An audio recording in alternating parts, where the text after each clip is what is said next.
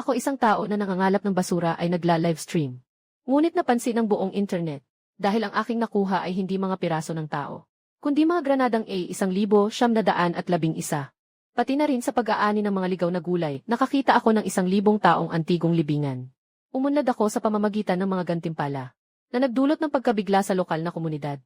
Minsan talagang gusto kong maghiganti. Isa lang siyang namumulot ng basura. Pero lahat ng ginagawa niya, trabaho namin. Ngayon, nakaupo ako sa gilid ng kalsada. Kitang-kita sa mukha ko na parang wala ng pag-asa. Hanggang ngayon, hindi pa rin ako makapaniwala na nakatawid na pala ako ng isang buong araw. Wala nang ang oras para kumain. Kahit tubig, hindi pa ako nakainom. Dahil lang sa orihinal na may-ari ng katawan na ito, na sumali sa isang live na programa ng obserbasyon sa trabaho. Nagsimula sa pagkuha ng basura. Kailangan hindi lang ako ang buhayin, kundi pati ang katabing malakas na katawan, na parang isang baka na kameraman. Ang mahalaga, pinalaki akong nasa magandang kalagayan mula pagkabata. Talagang hindi ko alam kung paano mangolekta ng basura. Sa mga sandaling iyon, ang kameraman na si Chen Hu ay nagsalita. Bro, walang tao dito. Mabilis kang pumunta at maghanap sa basurahan sa kabila. Kung hindi, baka mauna pa tayong magutom bago tayo matanggal ng production team. Baka mamatay na tayo sa gutom. Nang marinig ko ito, nahihiya akong tumingin sa ibaba.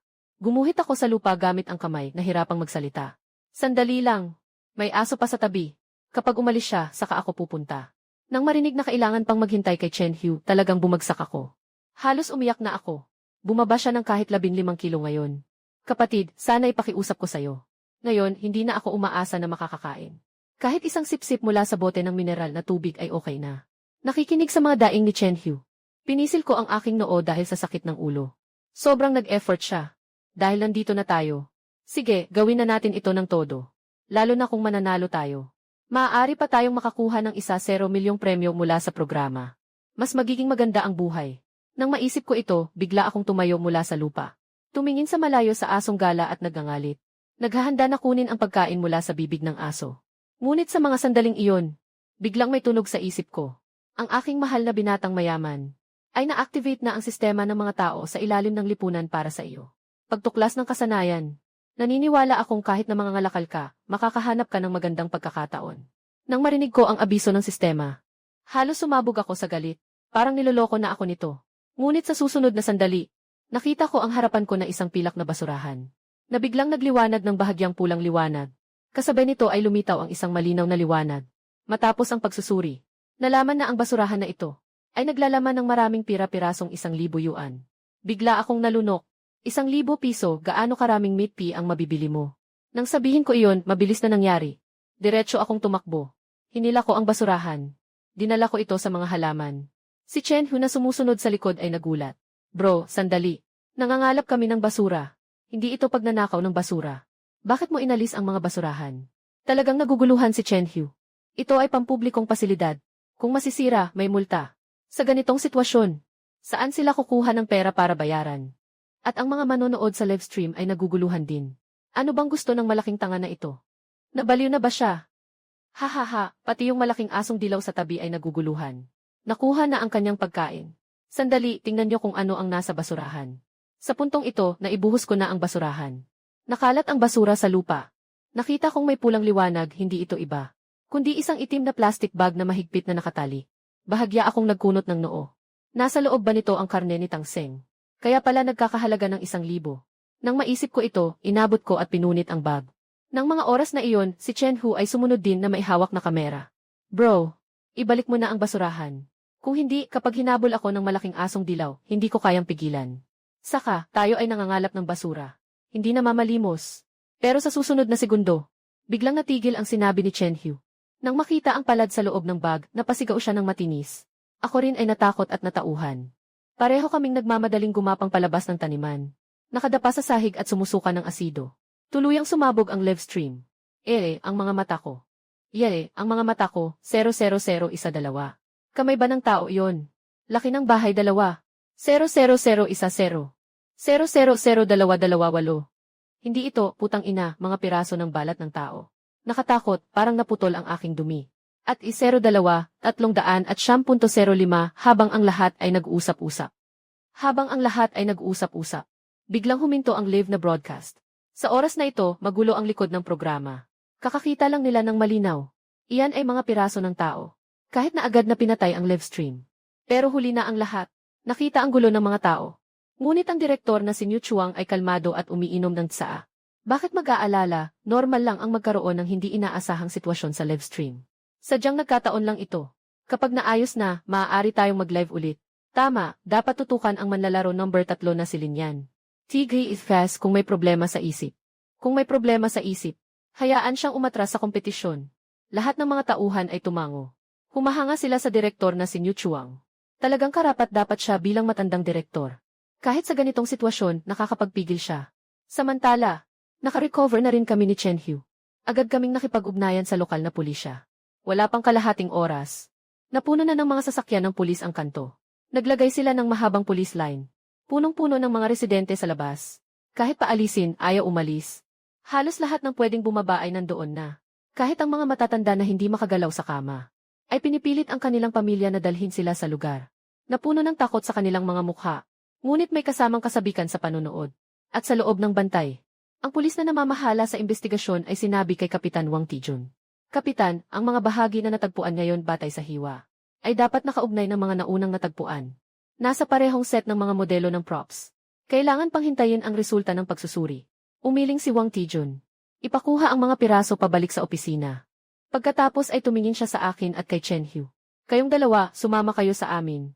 Kung walang problema, hindi pa natatapos ang sinasabi. Tumango-tango ako ng tuloy-tuloy. CJ, pero gusto kong magtanong. May pagkain ba tayo?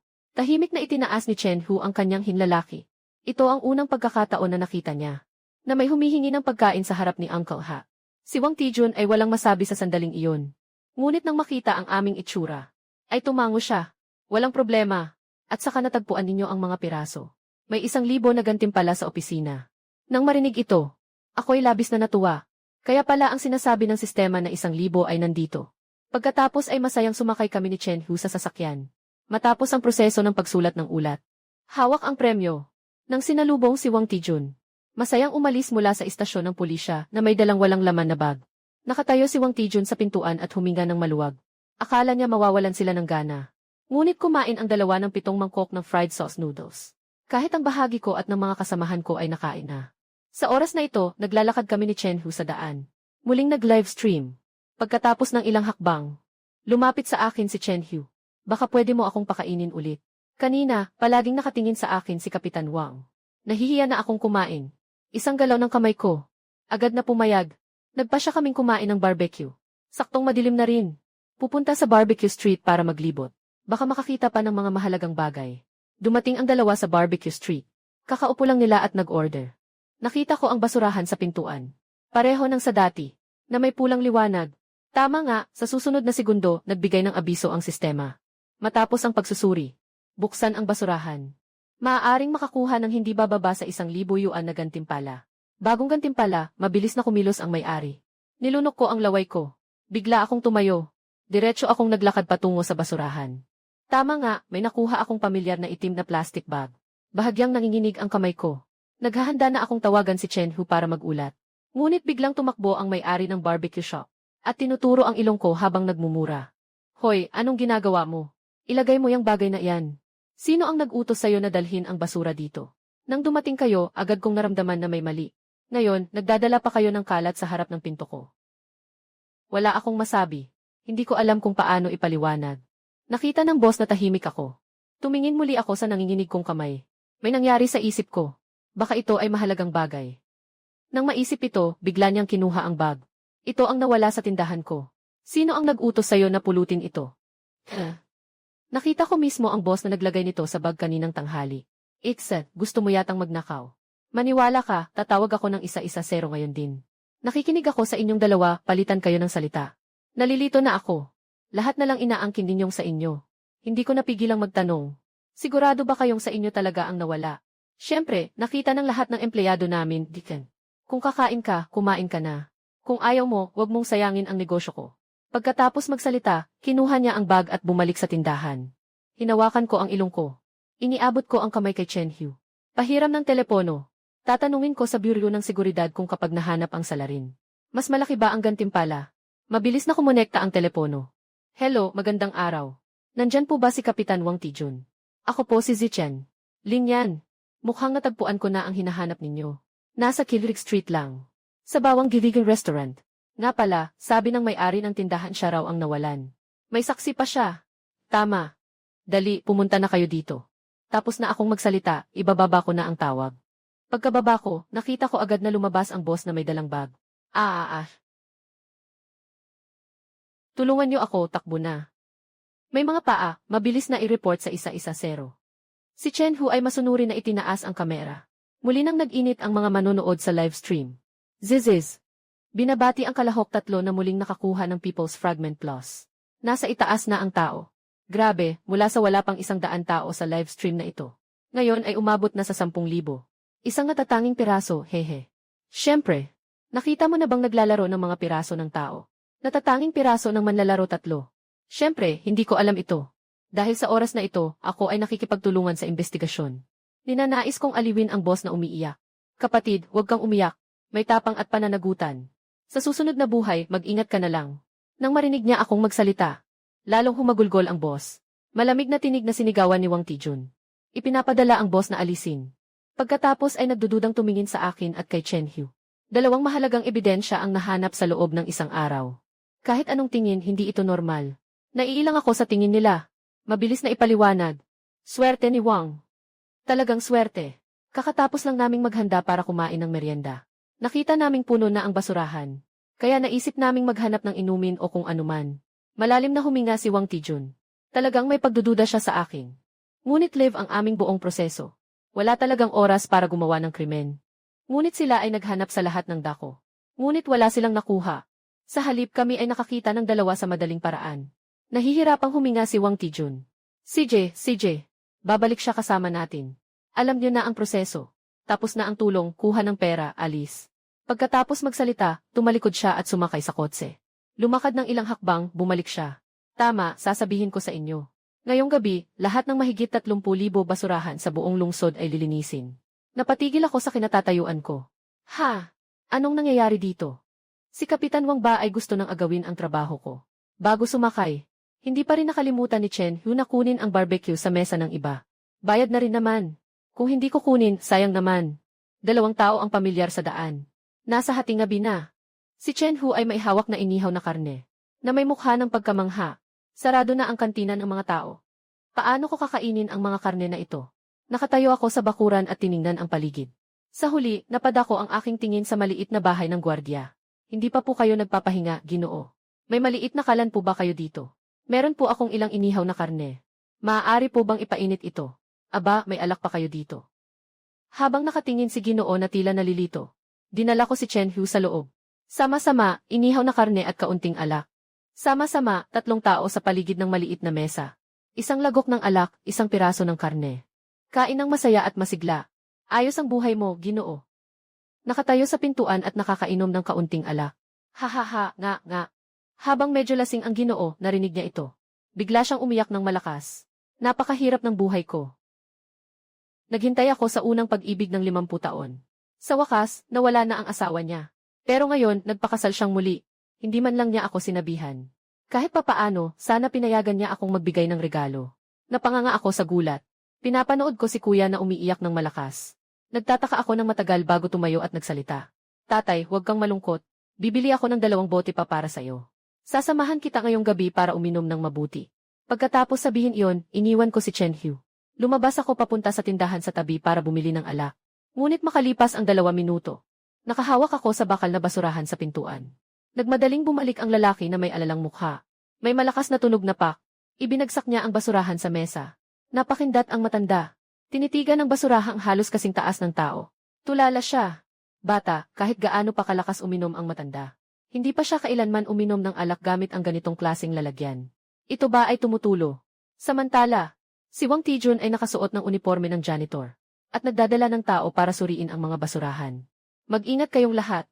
Kahit ang mga namumulot ng basura ay nakakita ng mga palatandaan ng 2 beses. Ipinapakita nitong sinadyang gawin ng suspect. Ang huling pakete ay tiyak na nasa basurahan pa rin. Nakarinig ang mga miyembro ng koponan. Isang-isa silang nagingit-ngit, punong-puno ng sigasig. Ano man ang mangyari, ang huling piraso ng mga labi, hindi dapat matagpuan ng mga nagkalat ng basura. Sila ang mga propesyonal, ngunit hindi inaasahan. Naglakad kami ng 5 kalyeng sunod-sunod. Ang nadagdag lang sa likod ng sasakyan ay ilang bag ng plastik na bote. Karamihan sa amin ay iniisip na hindi pwedeng umuwi ng walang dala. Tinitingnan ni Wang Tijun ang mga bote. Ang dami ng mga bote. Tantya niya, baka maibenta ng mahigit 100 piso. Kakaisip lang niya nito. Nabigla siya sa sarili niya. Nasa gitna ako ng isang misyon. Bakit ko pa ito iniisip? Habang siya ay medyo nawala sa isip. Biglang tumunog ang cellphone niya sa bulsa.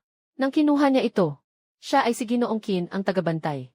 Kung pag-uusapan ang karanasan sa trabaho, marami siyang alam. 3 dekada nang nakatutok sa pagbabantay ng gate. Nabantayan ko na ang gate ng pabrika. Nabantayan ko na rin ang gate ng gusali. Pati gate ng dormitoryo ng mga babae, nabantayan ko na. Sa madaling salita, sanay ako sa iba't ibang klase ng gate. At napakaganda ng reputasyon ko. Masipag ako sa trabaho. Kailanman, hindi pa ako nagkaproblema. Kinuha niya ang telepono. Narinig niya si Ginoong Qin na sumisigaw ng may pighati. Xiaowang, bumalik na kayo. May ulo sa basurahan. Nasa basurahan sa harap ng ating istasyon ng pulisya. Biglang sumabog ang isip ni Wang Tijun. Nasa isip niya ay ang istasyon ng pulisya. Mga malalaking titik sa harap ng basurahan. Pagkatapos niyang kumalma, agad siyang sumigaw sa mga kasamahan sa malayo. Lahat bumalik na agad. Bitbit ng mga miyembro ang kanilang mga kalat. Nagkagulo silang lahat papalapit. Bakit biglang gusto ng kapitan na umuwi? May ilang kalye pa. Hanap pa tayo, baka sapat na ang kita para sa gasolina ngayong gabi. Nga, hindi niyo alam ang daming magagandang bagay sa basurahan. Kakahanap ko lang ng isang maliit na henyo. Bago pa yon. Wala yan sa nakuha mo. Ako, may nakuha akong pares ng medyas. Hulaan niyo kung anong brand. Nakikinig si Wang Tijun habang nagkukwento ang mga kasama tungkol sa mga nakuha nila. Unti-unting namumuo ang mga ugat sa noo. Lahat kayo huminto. Nakalimutan niyo na ba kung ano ang trabaho niyo? At sino ang nagsabi na ang ating himpilan ng pulisya ay walang problema sa basurahan sa harap? Bumalik kayo at magsulat ng 30,000 na salita na pagsusuri. Pagkatapos ng 1 oras, si Wang Tijun ay bumalik sa himpilan kasama ang kanyang grupo. Pagpasok ko, nakita ko agad ang 2 nangangalakal ng basura na kasama si Mang Qin na bantay. Nakaupo silang maayos sa isang linya. Sa harap nila, may isang pilak puting basurahan. Si Wang Tijun, halos mapatid na ang mga ngipin sa inis. Nagpadala siya ng mahigit 100 tao para maghalukay ng basura sa labas. Abala sila ng ilang oras. Pero sa huli, sa mismong pintuan ng bahay nila ninakaw ang kristal. Pagkatapos, pinakinggan pa nila ang buong kwento ni Mang Qin. Halos mabaliw siya sa galit noon mismo. Tatang Qin, bantay ka na ng gate sa loob ng 30 taon. Hindi mo ba alam na bawal uminom habang nakaduty? Ano man ang dahilan mo, hindi pwede. At kayong dalawa, pagkatapos kunin ang bonus, hindi pa umalis. Nag-inuman pa ng beer at kumain ng malaking pata ng baboy. Ipaliwanag ninyo sa akin ito. Lahat ay nahumaling sa paa ng baboy. Bakit kayo naghahalungkat ng basurahan? Ano, tumakbo ba ang paa ng baboy? Pumasok ba ito sa basurahan ng kusa? Hindi matanggap ni Wang Tijun. Nasa mundo, may ganitong klaseng pagkakaton. At nangyari pa talaga. Wala na akong masabi. Hindi ko talaga alam kung paano ko ipapaliwanag. Kapag nakatadhana na, hindi rin tama na hindi pulutin. Pero nang makita ko si Wang Tijun na halos mabaliw, napilitan akong magpaliwanag na may pilit ng ngiti. Kapitan Wang, kasalanan ko po lahat ito. Nangangako po ako mula ngayon. Hindi na po ako muling maghahalungkat ng basurahan. Hindi ko kayo bibigyan ng problema. Sa totoo lang, mahirap na ring maghanap ng basura ngayon. Hindi ko na nga alam kung saan na itapon ang mga bote ng inumin. Pero habang nagsasalita ako, nakita ko ang ilang mga tanod na naglabas ng ilang sako mula sa likod ng kotse. Punong-puno iyon ng mga basurang kalakal. Sandali akong natulala sa hangin. Agad na nagbago ng tono. Ay naku, Kapitan Wang. Huwag kang mag-alala, hindi ko na kayong kukunin. Sabi ko na nga ba, walang mahahanap na mahalagang bagay. Kailangan mo ba ng tulong para makipag-ugnayan sa pagbili? Itinalaga ng programa ang pagbili. Medyo mataas ang presyo. Isang tunog na parang pagkabasag ay mula sa mga ngipin ni Wang Tijun na nagbasag. Siyempre, ngayon ay kumpleto na ang mga piraso. Dapat sana ay masaya siya. Ngunit hindi ko alam kung bakit. Hindi siya makatawa. Pero mabuti na lang na hindi na niya dapat makikita ang 2 taong ito muli. Pagkalipas ng kalahating oras, lumabas kami ng himpilan ng pulis na may dalang 1,000 yuan. Sa labas, unti-unti nang lumiwanag ang langit. Ako at si Chen Hu ay sobrang pagod na. Yen, hindi ko na kaya. Pwede ba tayong maghanap muna ng lugar para matulog? O kaya, gawin na lang natin ang trabaho sa gabi at magpahinga sa araw. Mas mababa pa ang kompetisyon. Hinahaplos ko ang aking baba. Isinasaalang-alang ang posibilidad ng mungkahi ni Chen Hu. Saan nga ba matutulog? Ang laban na ito ay tatagal ng 15 araw. Ang 3,000 ay malayo pa sa pagiging luho. Hindi kayang bayaran ng mga hotel sa lungsod. Dinala ko si Chen Hu para huminto ng taxi. Ginoo, Maghanap tayo ng lugar sa labas ng lungsod para matulog. Ikaw na ang bahala kung saan. Basta pwede lang humiga at matulog, ayos na. Pagkasabi ko, sabay kaming napabuntong hininga ni Chen Hu. Tumango ang driver. Muling pinaandar ang taxi. Narinig namin ang malakas na hilik mula sa likod ng sasakyan. Nung tumingin ako sa rearview mirror, ang dalawang tao sa likod ay mahimbing na natutulog. Galit na naggangalit ang driver. Yung dalawang batang yan, mukhang hindi matino sa edad nila. Parang nag-internet buong gabi. Kasing gaya ng mga bata sa bahay. Easy, hindi ko maayos yung isa sa bahay. Paano ko pa maayos kayong dalawa? Nagmumurming nag-iisa ang driver. Umapak lang ako sa gas, nakalabas na agad kami ng lungsod. Pakiramdam ko, ang tulog ko ay parang wala akong malay, sobrang lalim. Mahinang hangin ang dahan-dahang umiihip. Ang kama ay sobrang lambot. Mas komportable pa kaysa sa 5-star na hotel.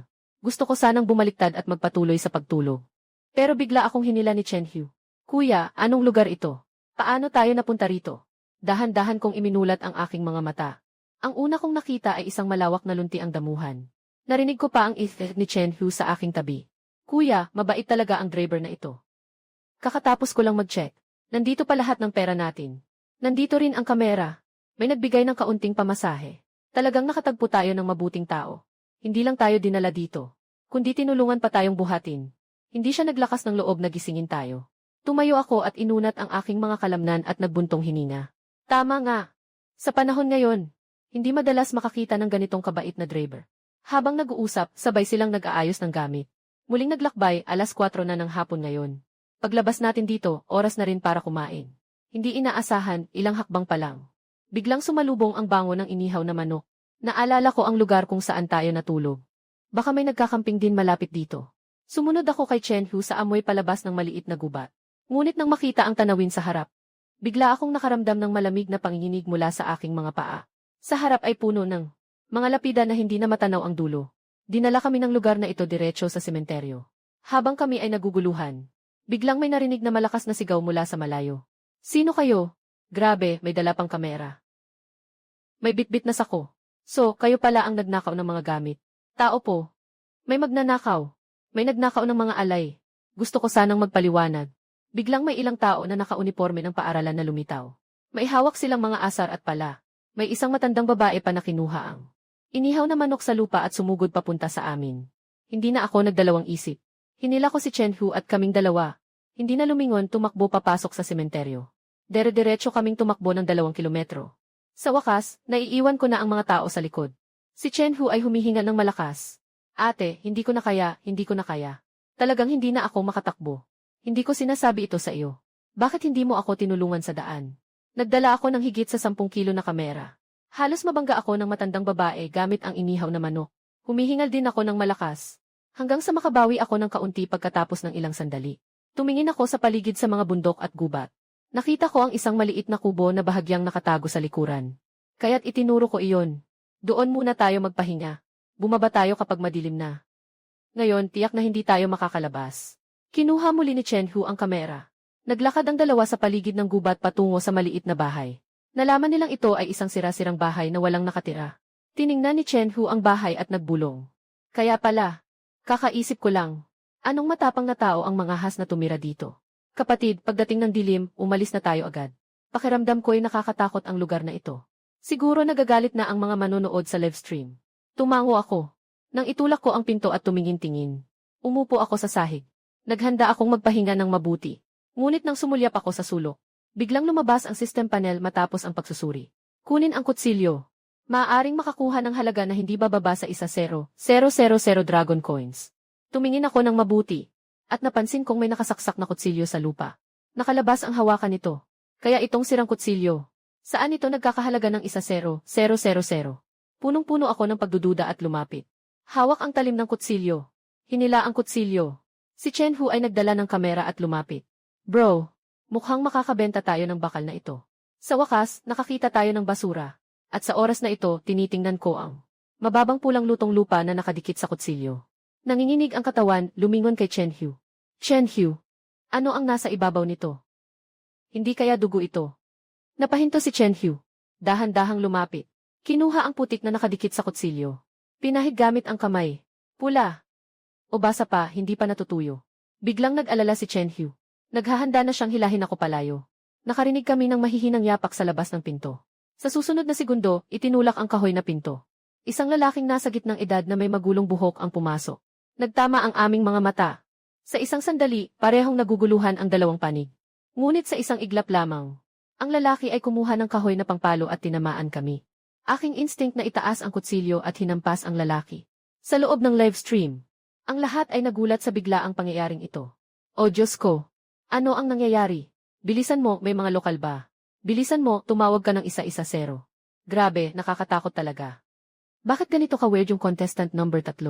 Pero sa likod ng programa, magulo na ang lahat. Lahat ng staff ay na-stress na. Mula nang matuklasan ang pangalawang itim na plastic bag kahapon. Naghihintay na lang sila. Pero mabuti na lang at hindi nakuha ni Chen Hu ang mga hindi angkop na eksena. Kaya't medyo nakapag-relax sila. Ngunit kasunod nito ay lumabas ang ikatlong itim na plastic bag. At ngayon ay may humahabol at nananakit. Hindi nila maibinaba ang kanilang hininga. Natatakot silang may lumabas na hindi dapat na makaapekto sa programa. Talagang hindi nila maunawaan. Paano nagkaroon ng ganitong kakaibang kalahok? Nakaharap sa ganitong maraming bagay. Ang grupo ay matinding nakatingin sa kamera. Handang-handa na magdesisyon kung dapat bang itigil ang live na broadcast. Ang direktor na si Niu Chuang ay huminga ng malalim at nagbigay ng kaaliwan. Huwag kayong mag-alala. Ito ay mga hindi inaasahang pangyayari. Hindi ito makakaapekto sa pagkuha ng programa. Ngunit matapos sabihin iyon, siya ay lumingon at kumuha ng kanyang gamot sa presyon mula sa bulsa. Nagtago ng 2 piraso. Samantala, sa silid ng pulong ng seguridad, si Wang Tijun at ang mga kasamahan ay may mga itim na bilog sa mata habang pinag-uusapan ang kaso. Lumabas na rin ang ulat mula sa laboratorio. Ayon sa kasalukuyang mga ebidensya, malamang na ang lugar ng insidente ay ang libingan ng pamilya sa labas ng lungsod. Magsimula na kayo agad. Kikilos tayo sa loob ng 5 minuto. Sa utos ni Wang Tijun, lahat sa silid ng pulong ay kumilos. Ngunit biglang naisip ni Wang Tijun. Tinawag ang isang batang pulis. Hindi ba't sinabi kong bantayan mo ang sitwasyon ni Linyan? Saan sila pumunta pagkatapos umalis sa himpilan? Lumabas ba sila ng lungsod? Napatigil ang batang pulis. Agad niyang kinuha ang cellphone at sanay na binuksan ang live stream. Pero bago pa lumabas ang video, may mga sigaw na agad na narinig mula sa live stream. Agad lumapit si Wang Tijun para tingnan. Nakita niyang matindi ang pag-uga ng kamera. Maliwanag na si Chen Hu ang may dalang kamera habang tumatakbo. Itinutok ang lente sa likuran. Bahagyang makikita na may isang lalaking nasa gitnang edad na humahabol gamit ang kahoy. Nang makita ang anino ng lalaki, biglang may pumasok sa isip ni Wang Tijun. Bakit parang may pagkakatugma ang kanyang anyusa? Inilabas nilang hinala tungkol sa salarin. Sa pag-iisip na ito, nagtanong si Tijun ng maingat. Maaari bang makita kung saan ito? Hinawakan ng batang pulis ang kanyang ulo at biglang lumaki ang kanyang mga mata. Dapat ay nasa libingan ng pamilya. Natutulog pa sila doon kaninang hapon. Sa tingin ko, nandyan pa rin sila. Nang marinig ito, si Wang Tijun ay walang lakas na ipinikit ang kanyang mga mata at tahimik na nag-isip ng kalahating minuto. Pumunta sa logistics department. Tawagan ang accountant. Ihanda ang mga dokumento para sa premyo. Sumama ka sa amin. Kung walang mangyayaring hindi inaasahan. Ang taong naghabol sa dalawang ito ay siya ring salarin. At sa likod ng sementeryo, ang kagubatan ay puno ng gulo. Ang taong iyon ay walang tigil na humahabol sa amin ng mahigit kalahating oras. Pero hindi ko naman siya sinaktan ng matindi, di ba? Bakit kailangan niyang habulin kami ng ganito? Humihingal ako habang tumatakbo. Si Chen Hu ay humihingal at sumisigaw mula sa likuran. Bro, hintayin mo ako, kapag tumakbo pa ako, mamamatay na ako, hindi ba? Linyan, wala ka bang konsensya? Kahit papaano, tulungan mo akong buhatin ang kamera. Nangangalit ang kanyang labi. Nagdadalawang isip kung ilalabas ang konsensya. Biglang may malakas na tunog mula sa likuran. Sabay kaming huminto ni Chen Hu. Lumingon kami sa likod. Nakita namin si Tia na may hawak na inihaw na manok. At yung lalaking nasa kalagitnaang edad ay napabagsak na sa sahig. Sa wakas nahuli ko rin kayo. Hindi niyo ba tinanong-tanong? Noong araw, galing ako sa provincial team. Ngayon, sabihin niyo na ang totoo sa akin. Sino sa inyo ang nagnakaw ng alay ng aking lolo? Nakatitig ako sa matipunong ginang na parang wala sa sarili. May mga pawis na parang butil ng beans sa kanyang noo. Si Linyar ay kumuha ng 200 pesos mula sa kanyang bulsa. Ibinigay ito sa ginang gamit ang 2 kamay. Ate, nagkakamali ka. Kami ay mga nangangalakal. Itong 200 pesos ay para bilhin ng alay para sa lolo. Huwag kang magreklamo na kaunti lang. Sa dapit hapon, sa harap ng pamilya ng mga libingan, ay may mahabang hanay ng mga sasakyan. May nangyaring insidente sa sementeryo. Hindi lang ang mga tao mula sa kapulisan ang dumating, kundi pati maraming mamamahayag. Isa-isa silang may dalang kamera. Nagmadaling pumasok sa sementeryo. Sa likod ng sementeryo, sa maliit na gubat, nakatayo si Wang Tijun sa pintuan. Kalma lang ang ekspresyon sa mukha niya. Walang lungkot, walang saya. Manhid na siya. Totoong manhid na siya. Matapos makumpirma, ang taong nasa gitnang edad na iyon ay ang suspect. Walang kailangan pang masyadong imbestigahan. Pagdating pa lang nila, umiiyak na siyang umamin. May isa lang siyang hiling, na sana ay lumayo ang matandang babae sa kanya. Huwag na siyang hampasin ng inihaw na manok, matapos ayusin ang lugar. Malalim na huminga si Wang Tijun. Lumapit siya sa harap namin. Nagtaka ako. Paano kayong nangangalakal ng basura at napunta sa sementeryo? Ano bang makukuha dito? Mga ng abo. Napansin ko ang mga galit na tingin ng mga pulis sa paligid. Sa huli, pinili kong yumuko at manahimik. Nasa gitna ng tensyon sa sitwasyon. Mula sa malayo, isang grupo ng mga mamamahayag na may mikropono ay biglang sumugod at hindi binigyan si Wang Tijun ng pagkakataong tumugon. Kapit Wang, nangyari ang ganitong malang insidente sa Kindu. Narinig naming pinapabilis kayo ng itaas na lutasin ito sa loob ng 1 linggo. Pulis, narinig naming pinapabilis kayo ng itaas na lutasin ito sa loob ng 1 linggo, pulis. 2 araw pa lang ang nakalipas. Nahuli na ang kriminal. Mayroon bang mga teknik sa pagresolba? Kapitan Wang, maaari mo bang ibahagi sa amin ang dahilan ng mabilis na pagresolba? Ang operasyon ng pag-aresto ngayon ba? Operasyon sa basurahan kagabi. Maaari bang ipaliwanag ng detalyado? Si Wang Tijun ay labis na nanginginig ang mga labi. Pakiramdam niya ang mga mamamahayag na ito ay parang mga mamamatay tao. Paano niya ito masasabi?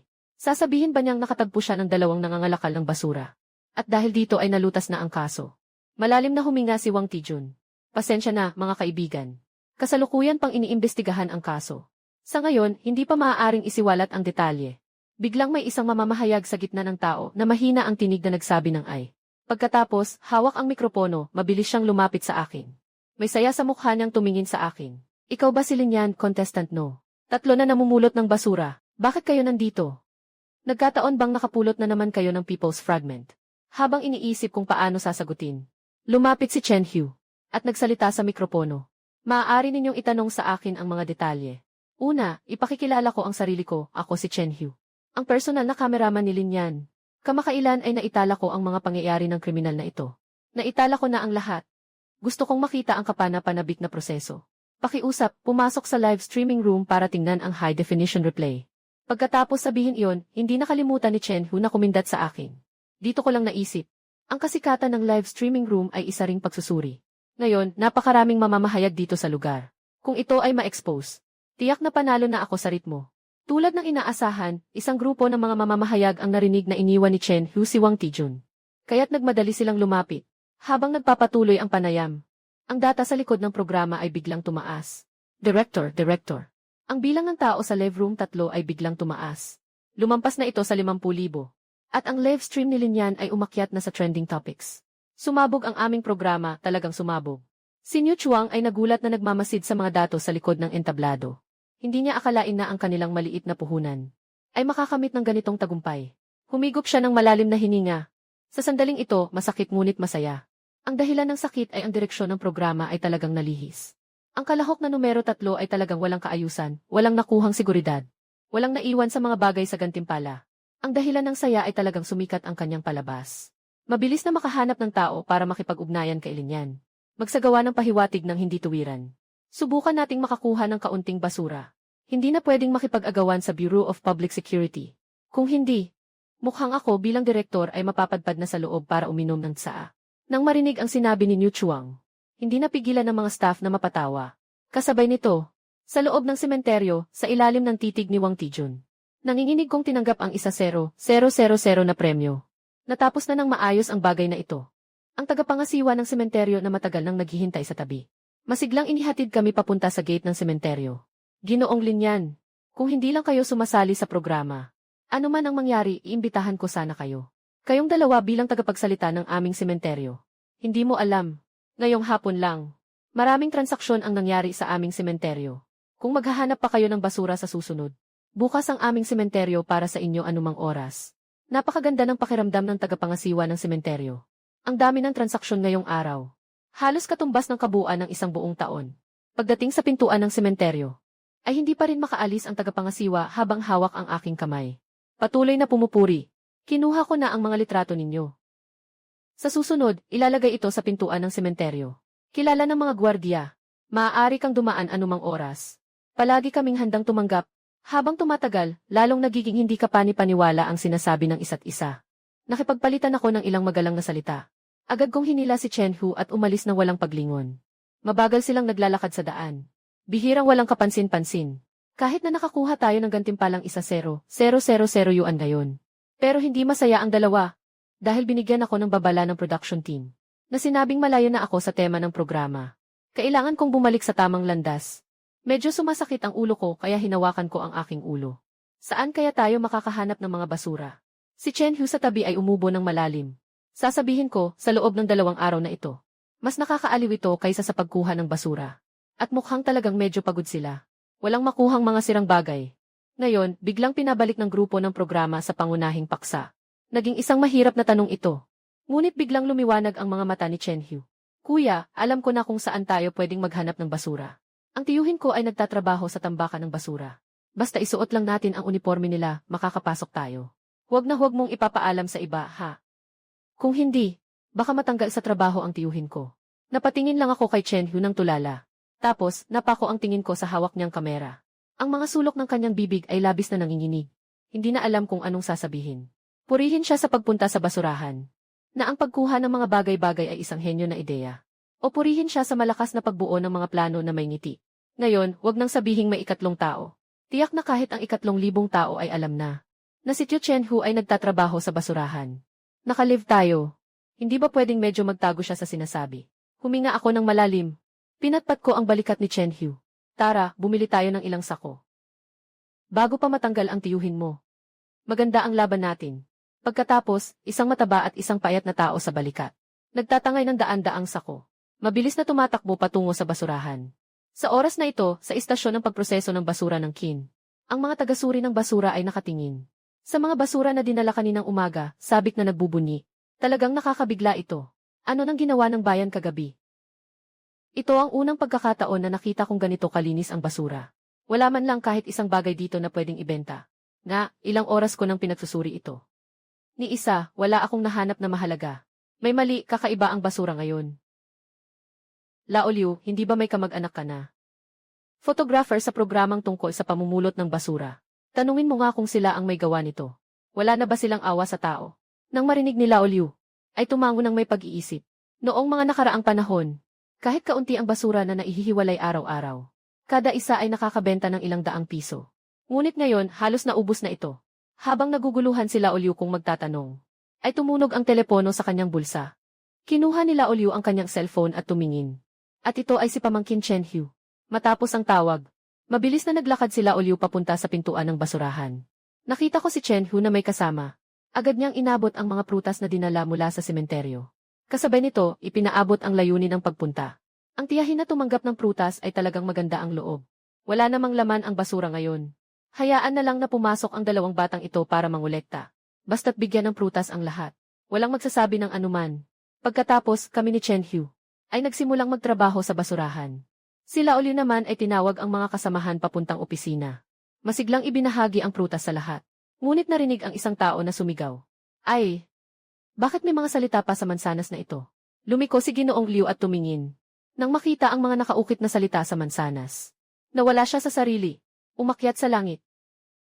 At umalis sa mundong ito. At sa oras na ito sa basurahan. Nakatayo kami ni Chen Hu sa tuktok ng bundok ng basura. Na may mga nakasimangot na nakatingin sa isa't isa. Ang basurahan ay kasing linis ng dinilaan ng aso. Sa loob ng kalahating oras, wala talagang kahit isang piraso ng bakal na nakita. Tumingin ako sa sako na binili ko ng 100 yuan. At medyo nababaliw na ako. Biglang napalakas ng tapik ni Chen Hu sa kanyang ulo. Kuya, alam ko na kung saan nagkaproblema. Ang binubuklat natin ngayon ay yung basura mula kagabi. Yung mga tao ng Bureau of Public Security ay naghalungkat buong gabi kagabi. Yung mga magagandang bagay, siguradong kinuha na nila. Nang marinig ko iyon, pumikit ako sandali. Talagang nagmadali tayo. Bakit hindi ko naisip ito bago dumating? Pero sa totoo lang, huwag mong isipin na hindi magaling si Wang Tijun sa pagtuklas ng mga krimen. Pero sa pangangalap ng basura, talagang maayos siya. Tumingin ako kay Chen Hu. At medyo nawawala ng pag-asa akong sinabi. Ano na ang gagawin natin ngayon? May mga mansanas din. Bumili rin ng sako. Hindi naman pwedeng walang dahilan sa pagpunta. Teka, hanap pa tayo. Ang laki ng bundok ng basura na ito. Imposible namang walang makitang kahit ano. At saka alam ko na nangangalap ng bagay ang tiyuhin ko. Yung mga luma at sirang bagay ayaw na nila. Pagkatapos ay nagkasundo kami ni Chen Hu na kunin ang maliit na pala. At naghukay kami sa malaking bundok ng basura. Ngunit bigla na lang may narinig na tunog. Ang palako ay tumama sa basura sa ilalim. At biglang may tunog ng metal na nagbanggaan. Agad na lumapit si Chen Hu na may hawak na kamera. Kumusta ka? Tama ba ang sinabi ko? Hindi ko ba kilala ang tiyuhin kong iyon? Yung taong tinatamad pa magbihisi. Siguradong may nakaligtaan pa rito. Sa wakas, nakapulot din tayo ng unang kalakal. Punong-puno ng tuwa ang mukha ni Chen Hu. Nakatingin siya ng matindi sa gilid ng pala. Ako rin, puno ng sigla. Kinuha ko ang maliit na pala at nagsimulang maghukay ng maghukay. Mas mahal ang piraso ng bakal kaysa sa bote ng inumin. At wala pang lumabas na panghukay. Siguradong malaking bagay ito. Nakita nila Olyo na nakadapo kami ni Chen Hu sa basurahan. Nagsasaka kami ng gamit sa ilalim ng bundok ng basura. Kaya't lumapit siya sa amin ng may pag-usisa. Nakita niyang may lumalabas sa maliit na butas. Isang kalawangin na metal na dulo. Hindi ko mapigilang humanga. Swerte ng batang ito. Siguro ito ay nang hindi pa naipon ang basura. Na nakabaon sa ilalim. Subukan pa nating maghukay. Mukhang hindi maliit ang bagay na ito. Lalo akong naging masigla sa aking mukha. Pinahid ko ang aking mga kamay. Mas lalo pang lumakas ang paghukay. Habang patuloy kaming naghukay. Pabulong na nagsalita si Chen Hu sa tabi ko. Bakit parang may dalawang pakpak pa dito? Ako rin ay nagtataka. Pero sila Olyo, ang isa pang eksperto, ay tuwang-tuwa. Sa dami ng taon kong ginagawa ito. Ngayon lang ako nakakita ng ganitong bagay na nahukay. Hintayin nyo. Pupunta ako para tumawag ng tao. Unahin muna nating hukayin itong malaking bagay. Hindi nagtagal, tinawag nila Olyo ang ilang mga kasamahan. Kanya-kanyang may hawak na pala ang lahat. Sa bilis na nakikita ng mata, naghukay sila ng isang malaking butas sa ilalim ng bundok ng basura. Nang maubos na ang hukay sa bahagi ng ulo, lahat ay nagulat. Yun ay isang pabilog na bomba. Grabe, ito ay isang bomba, di ba? Ano ang sabi ko? Yung mansanas na pumanaw ay hindi dapat kainin. Alam nyo kung gaano ka-odd dito sa Kindu. Hindi nyo naman hindi alam. Magsipaghiwa-hiwalay na kayo. Lumayo kayo lahat. Pupunta ako kay Laolyo. Baliw ka ba?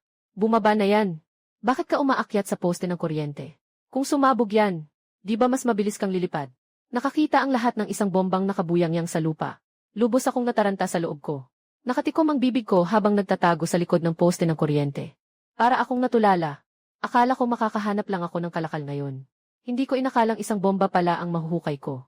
At sa itsura pa lang, mahigit 2 metro ang haba nun. Ang mas nakakainis pa.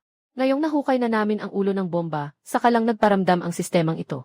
Ang bagal ng pagbibigay ng senyas, baka mamaya, makuha na natin lahat bago pa siya magsabi. Bakit hindi siya naghintay na sumabog muna bago magbigay ng senyas? Biglang may nagsalita na nanginginig ang boses. Anong gagawin natin ngayon? Hindi ba dapat i-report natin ito sa pulisya? Nang marinig ko iyon, napahampas ako sa noo. At masiglang sumigaw sa lahat. Tama, bilis, tumawag na kayo. May kakilala ako sa opisina. Sabihin mo na hanapin si Kapitan Wang Tijun. Dahan-dahang tinapik ni Chen Hu ang kanyang tiyuhin. Na may seryosong ekspresyon. Tiyuhin, meron pa bang mga mansanas kanina? Pakiramdam ko may kakaiba ngayong gabi. Hindi ilagay natin ang 3 mansanas sa bomba. Kung alam ko lang, hindi sana ako naghukay sa libingan ng iba. Ngunit sa live stream, sobrang excited ang mga manonood sa pagkakataong ito. Alam ko na, alam ko na. Talagang hindi ako nagkamali sa panonood ng higit sa 2 oras na pagtatapon ng basura. Talaga namang may nakuha tayong malaking bagay. Itaas ang bandila, Yanje. Hindi ito ay pabrika ng pag-uri ng basura. Paano magkakaroon ng ganitong bagay? Hindi ba nila sinuri nung nagtayo ng planta ng basura? Uy, hindi mo yata alam ang tungkol dito. Maraming ganitong uri ng hindi sumabog na bomba sa Dragon Country. Noong bata pa ako, meron din sa bahay namin. Araw-araw, pinapalakad ako ng tatay ko sa ibabaw ng bomba para maglaro. Naabot ko pa ang ganitong edad. Talagang puro swerte lang. Haha, nagsimula na namang asarin ang dalawang to si Kapitan Wang. Inaasahan ang kahanga-hangang ekspresyon ni Kapitan Wang. Abala si Wang Tijun at iba pa sa Public Security Bureau ng Kin sa loob. Nang 2 araw at 2 gabi, labis na silang pagod. Na kahit sa banyo, kailangan pang sumandal sa pader. Ngunit mabuti na lang at malapit na matapos ang kaso. Tumingin si Wang Tijun sa mga kasamahan niyang parang pandana at pumalakpak. Magtiis pa kayo ng ilang minuto. Gagawa lang tayo ng simpleng buod ng kaso at makakapagpahinga na tayo. Kahit na hindi naging perpekto ang proseso ng paglutas ng kaso sa pagkakataong ito. Buti na lang at mabilis nating nalutas ang kaso. Masaya ang mga nakakataas. Simula bukas, magpapahinga tayo ng pabatch. Pagkasabi pa lang noon, biglang may malakas na tunog sa pinto ng conference room. Na biglang binuksan. Kapitan, may masamang nangyari. Siling niya na naman, may malaking kaguluhan na namang ginawa. Pumunta sila sa istasyon ng pag-aayos ng basura para maghanap ng basura. Nakakuha sila ng isang bomba. Ayos lang sana iyon. Ang problema, hindi nila alam kung bakit. Ginawan pa nila ng libing ang bomba. Nagpausok pa sila ng insenso. Biglang tumaas ang presyon ng dugo ni Wang Tijun. Tapos tumingin siya sa mga kasamahan at sumigaw. Agad na ipaalam sa mga bombero at sa mga departamento ng pagsabog. Kanselahin ang lahat ng mga pahinga. Agad na pumunta sa istasyon ng pag-uri ng basura. Sa isang iglap, ang buong himpilan ng pulisya ay naging abala. Isang sasakyan ng pulisya pagkatapos ng isa pang ang umalis mula sa himpilan ng pulisya. Sa oras na ito, sa ilalim ng bundok ng basura sa istasyon ng pag-aalis ng basura, ako at si Chen Hu ay naglagay ng 3 natirang buto ng mansanas at taimtim na nagdasal. Nasa itaas ang bomba. Tinatanggap nito ang aming dasal. Ang eksenang ito ay nagdulot ng pangangalit sa labi ng mga tao tulad ni Lao Liu. Isa sa kanila ay tumingin kay Lao Liu. Nagtataka na nagtanong, Tatay Liu, hindi naman siguro itong kamag-anak mo na naipit ang utak sa pinto noong bata pa. Siyempre, sa tingin ko, parehong hindi normal ang dalawang ito. Sa buong buhay ko, hindi pa ako nakakita ng tao na kumukuha ng ginto mula sa sementeryo. At ikaw, may mukha ka pang magsalita. Nakikita ko ng malinaw. Ikaw ang pinakamaraming kumain. Namatay na sa tamang panahon. Isang maagang pagkamatay. At isang tadhana na nagtatangi sa mga henyo. Tingnan natin kung ilang beses ka pa na kailangan mong gawin ito. Sa gitna ng pang-uyam ng iba, dumating na ang sasakyan ng Bureau of Public Security. Mabilis na umalis si Wang Tijun kasama ang kanyang mga tao. Ngunit ang ilang tao sa basurahan ay nagulat. Talagang mga tao ng Bureau of Public Security sila. Bakit parang may mga itim na bilog ang kanilang mga mata? Tahimik na nag-isip sila Liu ng ilang segundo. Mabilis siyang lumapit. At ang unang sinabi niya ay isang matinding pahayag. Ikaw na ba si Kapitan Wang? Pasensya na at pinahirapan kayo. Hindi ba kayo naabala sa pagdalo sa pandagala? Si Wang Tijun ay mahigpit na nakagat ang kanyang mga ngipin. Pagod na pagod siyang umiling. May mga itim na bilog sa kanyang mga mata. Lumapit siya sa akin at kay Chen Hu. Tinitigan niya kami ng matagal. Ngunit sa huli, huminga lamang siya ng malalim. Wala akong nasabi. Ako at si Chen Hu ay nagkaintindihan at tinakpan ang aming mga bibig. Tahimik na umalis kami sa daan. Dumating si Wang Tijun sa harap ng hukay kung saan naroon ang bomba. Sinipa niya ang 3 mga buto ng mansanas. Bago tumingin sa mga kasamahan at nag-utos. Lahat, isuot ang mga anti-explosion suit. Dapat maging maingat tayo. Una, hukayin ang lahat ng basura sa paligid. Hindi nagtagal, dumating na rin ang mga tao mula sa bomb squad at bombero. Nagsimula ang lahat na sama-samang hukayin ang basura. Ngunit hindi nagtagal. Napansin ng mga tauhan ng bomb squad na may kakaibang nangyayari. Ang mga miyembro ng pulisya ay hindi alam kung saan nakuha ang sako ng ahas. Hawak ang sako ng ahas. Isang kamay ang may pala. Alam mo, sila ang mga eksperto sa paghukay ng mga bagay. Ngayon, nalampasan pa sila ng mga tao ng seguridad. Sumigaw ang kapitan ng anti-explosion unit. Bakit kayo nakatunganga dyan? Hindi niyo ba nakikita na ganyan na sila? Bilisan niyo. Itaas niyo ang bilis. Huwag tayong mapag-iwanan nila. Marami ang lakas. Sa wakas, nang bahagyang umaga na. Nalinis na ang buong bundok ng basura. Tumingin sa ilalim ng malalim na hukay sa kalawangin na bomba. Si Wang Tijun ay nakahinga ng maluwag. Sa wakas, natapos na ng ligtas. Pinunasan ng kamay at lumapit sa akin at kay Chen Hu. Na may kalmadong tono. Tara na, ang natitira ay trabaho ng demolition team. Sila ang bahala. May bonus na malaking halaga. Tayo ay aalis mula sa ating ahensya. Samantala, sa likod ng entablado ng programa, nakatulog si Niu Chuang at nagising. Parang gumuho ang mundo. Dapat ba talagang may bomba?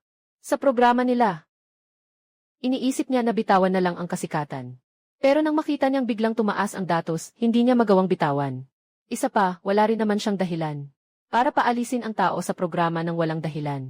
Sa ngayon, ang bombang ito ay wala pa ring tunay na may-ari. Kasama ito sa pag-ipon ng basura. Mas lalo siyang nahirapan. 2 araw, kita ay 20,000. Sa pag-ipon ng basura, kumita ng mahigit 1,000,000 sa isang araw. Lubos na taliwas ito sa orihinal na layunin ng programa. Talagang nalilito na ngayon si Niu Chuang. Samantala, bumalik tayo sa opisina. Pagkatapos ng proseso, hindi nagtagal, may pulis na nagdala ng 1,000,000 na gantimpala. At 2 tiket sa sasakyan. Sabi ay mula kay Wang Tijun. Bilang regalo ng pamilya. Talagang mabait si Kapitan Wang. Hindi lang siya nagbigay ng gantimpala, kundi naglabas pa ng sarili niyang pera para bilhan kami ng tiket. Saan ka pa makakahanap ng ganitong tao? Ay, talagang ayokong iwan si Kapitan Wang.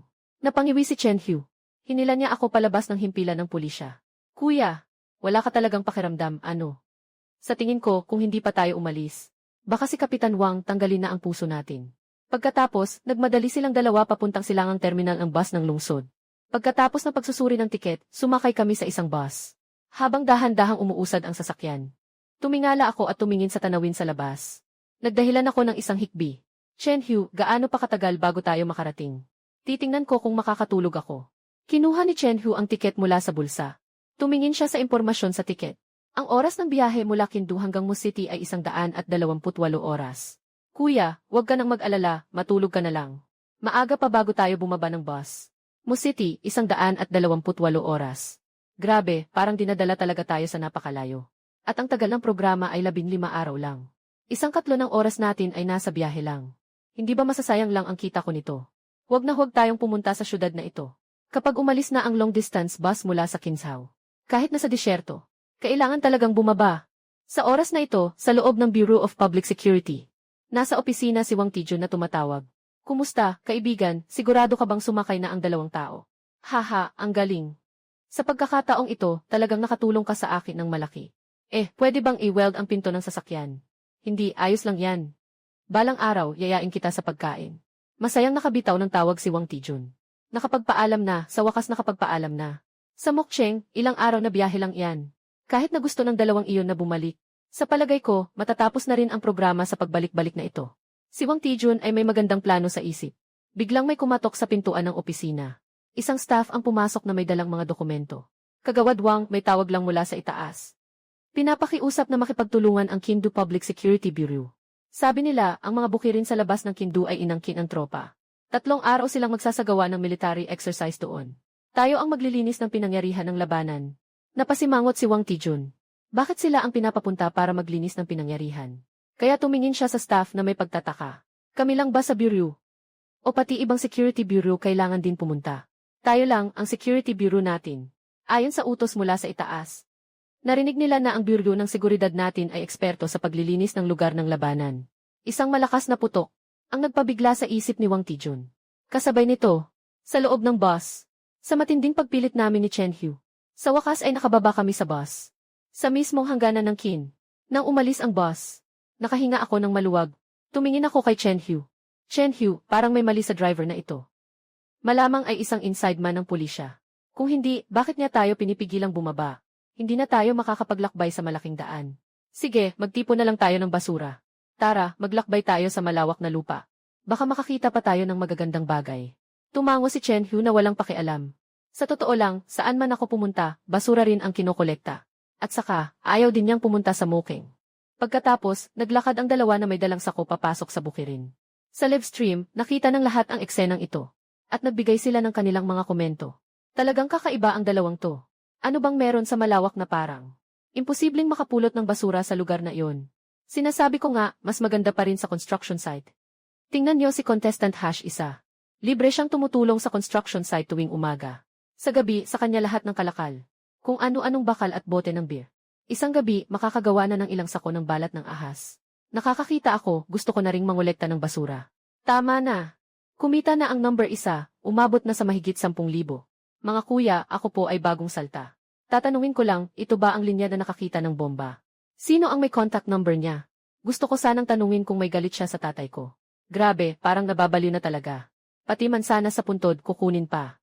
Samantalang kami ni Chenhu, nasa malawak na parang. Naglakad kami ng mahigit 2 oras. Talagang hindi na kaya ng katawan. Nagpahinga kami sa isang maliit na kakahuyan. Chenhu, tingnan mo nga ang direksyon natin. Gaano pa ba kalayo bago tayo makalabas? Nang marinig ito, inilabas ni Chenhu ang kanyang cellphone. Pero nang tingnan niya ang ruta sa navigation, napanganga siya sa gulat. Patay tayo diyan, bro. Kung alam ko lang, hindi na sana kita pinakinggan. Diretso sa daan, bundok na ang kasunod. Sa likod ay probinsya ng Sichuan. Hindi pwede, bumalik na lang tayo. At saka dito, bukod sa malawak na lupain, ay malawak na lupain lang. Walang kahit anong basura. Nakatitig ako sa navigation ng matagal. Talagang nagmadali ako. Ngunit hindi ako makakabalik. Walang kahit saan na pwedeng balikan, hindi sa Kin Capital. Kaya tinapik ko si Chenhu sa balikat at sinabi, tuloy na tayo. Hindi ako naniniwala. Napakalawak ng lugar na ito. Paano namang walang kalat dito? Pagkasabi ko pa lang, biglang may umalingaw na ugong mula sa langit. Tumingala ako, at nakita ko sa itaas ng ulo ko. Isang maliit na eroplano na kasing laki ng gulong ng kotse. May usok na itim sa puwit. Tumama ang ulo sa malaking puno sa itaas natin. Pagkatapos ay sumabog ito na may malakas na tunog at naglabas ng mga spark. Dumapo ang napakaraming piyesa ng metal mula sa itaas. Nahulog sa harap natin. Bro, parang nabuksan ang iyong bibig sa swerte. Nabigla rin ako. Nagmamadali akong humaplos sa ilong ko. Nag-aalangan na nagsalita. Chen Hu, sa tingin mo ba ang bagay na ito ay basura? Sobrang nasira na ito. Wala namang masamang mangyayari kung kukunin natin ito, di ba? Pagkalipas ng ilang sandali, kinuha ng dalawa ang lahat ng mga piyesa sa lupa. Nagsindi ng apoy. Matagumpay na nakakuha ng kalahating kilo ng tanso. Ngunit biglang sumigaw si Chen Hu, na may hawak na maliit, na bahagi ng eroplano na kinuha mula sa puno. Shit, bro. Tingnan mo kung ano to. Kinuha ko ang drone na ibinigay ni Chen Hu.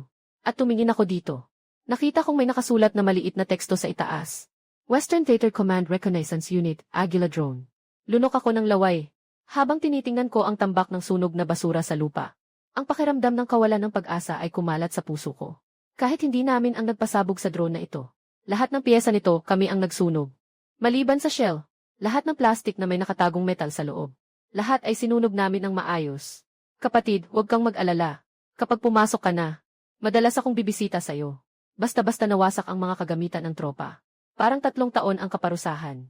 Sa panahong iyon, bibisita ako sa'yo isang beses sa isang buwan. Nang marinig ni Chen Hu ang mga salitang ito, nabahala ako ng lubos. Agad kong kinuha ang cellphone ni Chen Hu. Tatawag ako ngayon sa Public Security Bureau ng Qingdu. Sabihin kong hindi ko sinasadya. Siguradong makakakuha ako ng mas maluwag na pagtrato. Ngunit pagkatapos kong tumawag, laging abala ang linya sa kabilang dulo. At sa oras na ito sa live stream, 8:08 iba't ibang uri ng mga bullet screen ang pumuno sa screen. Tapos na, tapos na. Kakaumpisa ko lang. Magtatapos na ba ito? Ayos lang, ayos lang. Papapasok na ang tao. Wala pang nakitang gulo. Sobrang weird, tapos na. Sandali, kayo ba ay tumatawag lahat para mag-report? Bakit hindi ako makapasok kahit ilang beses na akong tumatawag? Grabe, ang tatapang ninyo. Kaya pala mismong host hindi makatawag. Bigyan nyo naman ng konting pag-asa ang host. Backstage ng production team. Si Niu Chuang ay nakahandusay sa upuan ng direktor. Walang-wala na siya, parang nawalan na ng pag-asa. Bilang direktor ng programang ito, sa pagkakataong ito, hindi siya makakaiwas sa responsibilidad. Sa pagkakataong ito, hindi siya makakaiwas sa responsibilidad. Kailangan talaga niyang makulong ng ilang panahon. Manhid niyang kinuha ang kanyang cellphone. Tumawag siya sa isang numero. Mahal, pakinggan mo ako sa susunod. Huwag kang magtanong ng kahit ano. Nagtago ako ng kaunting pera. Sasabihin ko sa iyo kung saan. Sa ilalim ng toilet. Sa gitnang bahagi ng sahig sa ilalim ng kama, buksan mo. Sa itaas ng kisame sa sala, sa gitna ng tubo. Sa loob ng aircon sa labas ng balcony. At sa tabi ng kama ng kapitbahay. Samantala, si Wang Tijun ay nagdala ng koponan at umalis na may kagamitan. Nakasakay sa sasakyan. 3 beses siyang huminga ng malalim. Sa wakas, naayos din niya ang sarili niya. Ayos na, ayos na. Ang pagkuha ng mga basura ay isang uri ng kakayahan. Isipin na lang na nakapagbigay siya ng kita sa opisina. Habang siya ay muling nag-aayos ng kanyang damdamin. Biglang nag-vibrate ang cellphone sa bulsa niya. Kinuha niya ang cellphone at tumingin. Mensahe mula kay Chen Hu. May numero pa. Kapitan Wang, may numero pa. Pasensya na sa abala, may numero pa. Ganito kasi iyon. Isang drone, may nakuha kaming drone sa Warzone, may numero ito. Kapitan Wang, pasensya na sa abala, ito ay tungkol sa isang drone. 119.9 totoo. Chen Hu, pasensya na, gusto ko lang sanang itanong. 119.9 totoo. Kailangan ba ng ating Bureau of Public Security? Kailangan ba ng ating Bureau of Public Security? Ang Reconnaissance Department ng Battle Zone. May serial number pa sa itaas. Nanahimik si Wang Tiju ng ilang segundo. Nakangagat labi niyang binuksan ang live room. Isang sulyap lang. Nakita niya ang lokasyon ng live stream. Na siyang lugar ng labanan na inutusan silang linisin. Nagtaka ang mga sundalo ni Wang Tijun. Kakaalis lang ng mga sundalo namin mula sa base. At umakyat na ang dalawang ito sa mataas na lugar. Hindi ba dinala na sila sa Mexico City? Baka may traidor sa opisina. Kung hindi, bakit tuwing may misyon, palaging nauna ang dalawang ito? Ang paghahanap ng mga piraso ay ganun din sa paghahanap ng mga kriminal. Pati ang paglilinis ng labanan ay kailangang agawin. Si Wang Tijun ay nagsimulang magduda ng malalim. Sa kabilang bahagi, sa ilalim ng mga puno sa daye. Si Chen Hu ay matapos magpadala ng mensahe at tumingin sa akin. Pinapalakas ang loob. Kuya, huwag ka na ring mag-alala. Hindi mo kayang tawagan si Kapitan Wang. Tinulungan din kitang magpadala ng mensahe. At nakita ko sa mga netizen sa live stream. Ilang araw na ang nakalipas, nag-ensayo ang tropa dito. Baka naiwan lang talaga ang drone. Walang magiging problema. Nang sabihin ko ito, kinuha ko ang cellphone ni Chen Hu. Nakakita ko ng isang netizen na may pangalang Ginoong Qin ng Gatekeeper. Nakakita ko ng isang netizen na may pangalang Ginoong Qin ng Gatekeeper. Ang drone na ito ay naiwan mula sa pagsasanay. Ang drone na ito ay naiwan mula sa pagsasanay at nagpadala ng maraming mensahe sa barrage. Nagpadala ito ng maraming mensahe sa barrage. Nagpadala ito ng maraming mensahe sa barrage. Hindi lamang sinasabi na ang drone na ito ay naiwan mula sa pagsasanay. Ang drone na ito ay naiwan mula sa pagsasanay. Hindi lamang sinasabi na ito ay naiwan mula sa pagsasanay. Ang drone na ito ay naiwan mula sa pagsasanay. Sinasabi rin na ito ay mula sa battlefield ng pagsasanay sa rehiyon. 13 na rehiyon, Kindachang. Ang drone na ito ay naiwan mula sa pagsasanay, basta't hindi ito ibebenta ng lihim, ayos lang. 13 na rehiyon, Kindachang. Basta't hindi ito ibebenta ng lihim, ayos lang. Maaari pa itong ipalit sa Bureau of Public Security para sa gantimpala. Maaari pa itong ipalit sa Bureau of Public Security para sa gantimpala. Ang mas mataas ang halaga ng pag-recycle, mas maganda. 236 mas mataas ang halaga ng pag-recycle, mas mataas ang halaga isa, 53,247. 230 hindi pwedeng si Ginoong Qin, mas marami ang gantimpala king Ginoo. Ginoong Qin, makakakuha pa ng kapalit mula sa himpilan ng pulisya. 243, 247, mas marami ang gantimpala, ang avatar ng netizen na ito. Ang avatar ng netizen na ito ay eksaktong mula sa basurahan sa harap ng himpilan ng pulisya. Hindi ba't ito si Ginoong Qin, ang gwardiya ng himpilan ng pulisya? Ang sinasabi niya ay tiyak na magiging epektibo. Nakagaan ng loob. Kasabay nito, may lumitaw na matapang na ideya sa isip ko. Tumingala ako kay Chen Hu. Nagsalita ako ng may tuwa. Chen Hu, may trabaho na tayo. Pagkatapos, dinala ko si Chen Hu papunta sa kalaliman ng kagubatan. Habang naglalakad, pareho kaming gumagamit ng kalaykay sa lupa. Sinubukan kong makahanap ng iba pang bagay. Ngunit lumipas na ang mahigit 1 oras. Walang kahit pirasong plastik na nakuha. Ngunit may mga nakuhang bagay pa rin. Lahat ng lupa na niyakap naming dalawa. Sa susunod na ulan, malamang ay maaari ng taniman. Mas hindi ko maunawaan ay, walang kahit anong pahiwatig na ibinigay ng sistema. Baka sira na ito. Medyo na-discourage ako at itinaga ang pang-ukit sa lupa. Pero hindi ko inasahan. Nabiglang, nangyari ang isang malakas na tunog. Nang marinig ito, lumingon si Chen Hu. At nakita ang pang-ukit na deform. Agad siyang napatigil. Tapos tumingin siya sa akin ng malalim. Kuya, magsabi ka nga ng totoo. May tinatago ka bang bagay sa katawan mo? Parang kang detektor ah. Pagkasabi niya nun, lumuhod siya. Kinuha niya ang maliit na pala at nagsimulang maghukay. Lumuhod din ako para tignan. May nakuha akong bilog na bagay mula sa lupa. Hindi nakapagpigil si Chen Hu na sumigaw. Ito ay granada. Nagsaliva rin ako. Wala akong ideya na may isang buo pang granada. Pero paano ito nailibing dito? Ito ay isang malaking bukirin. Kahit sino na dumadaan ay makakapasok dito. Paano kung may mga masasamang tao na makuha ito? E di malaking abala na iyon. Ipinapasok ko ang mga bagay sa bag na gawa sa balat ng ahas. Tumingin ako kay Chen Hu. Bilisan mo, maghukay ka pa. Sinubukan ko kanina. Mukhang may natitira pa sa ilalim. Pagkasabi nito, humiga siya sa lupa. Maingat na naghukay sa butas ng lupa. Si Chen Hu ay natututo rin mula sa iba. Tama lang nakalahating oras. Nakakita kami ng ilang dosenang granada. At lahat ay nasa mabuting kondisyon. Anumang oras ay pwede nang pasabugin. 157 bumalik sa live stream 157. Nagtaka ang lahat 107. Sana hindi ito props ha. Imposible na props ito. May nagsabi na nagkaroon ng pagsasanay dito sa bukirin. Siguradong totoong bagay ito. Diyos ko, kaya totoo ang lahat ng ito. Pinasabog ni Chen Hu si Yanji para makita natin. Hindi pa ako nakakakita ng granada eh. 25 nandito na ang host, nag-umpisa na ang live stream, ang mga manonood sa live room ay sobrang excited. 26 nandito na ang host, nag-join na sa live stream, ang mga manonood sa live room ay sobrang excited. 26 nandito na ang host, nag-join na sa live stream, 366,666 ito kasi ang unang pagkakataon na makakapanood ng live online. 0.5. Pagsubok sa politika. 23 nandito na ang host, nag-join na sa live stream, maglilinis tayo ng battlefield. 05. Pagsubok sa politika. 23 nandito na ang host, nag-join na sa live stream, sunod-sunod na dumadami ang mga tao sa live room. 0.5. Pagsubok sa politika. May 70 likes na agad, sunod-sunod na dumadami ang mga tao sa live room. May 70010 na mga tao online sa loob ng maikling panahon. May 70,020 na mga tao sa live room. Direktang bilang ng mga tao umabot na sa 70, kaya't nalampasan na ang nakakatakot na 500,000. Talagang nag-alala si Wang Tijun. Dahil personal na tumawag ang leader ng digmaan upang magtanong. Ano ba talaga ang nangyayari? Sinasabi na kayo ang ipinadala upang linisin ang lugar ng labanan. Bakit ngayon ay 2 nangangalakal ng basura ang naglilinis? At live pa sa internet. Hindi na alam ni Wang Tijun kung paano ipaliwanag. Patuloy na pinipilit ang driver na magmadali. Kasabay nito, Sa isang malaking basurahan sa labas ng kin, napansin ng ibang kalahok na ang mga tagahanga sa kanilang livestream ay biglang nawawala. Naghanap sila at natuklasan na ang kanilang mga tagahanga ay lumipat sa livestream 3. Nakita ito agad na hindi na makaupo ang ibang mga kalahok. Pagsasama ng basura laban sa pagsasama ng granada. Paano ka mananalo sa ganito? Isang kalahok ang kumagat sa kanyang ngipin at sumigaw. Alam ko rin ang malaking bukirin na iyon. Nasa malapit lang sa aming nayon. Wala na talagang pag-asa na manalo ng kampyonato. Basta makakuha ng isang bala, makakakuha ka ng 50 sentimos. Mas mainam pa ito kaysa mag-aksaya ng oras dito. May gusto bang sumama sa akin? Isang tawag lang, lahat sumagot. Agad na nagtaas ng kamay ang ibang mga kalahok.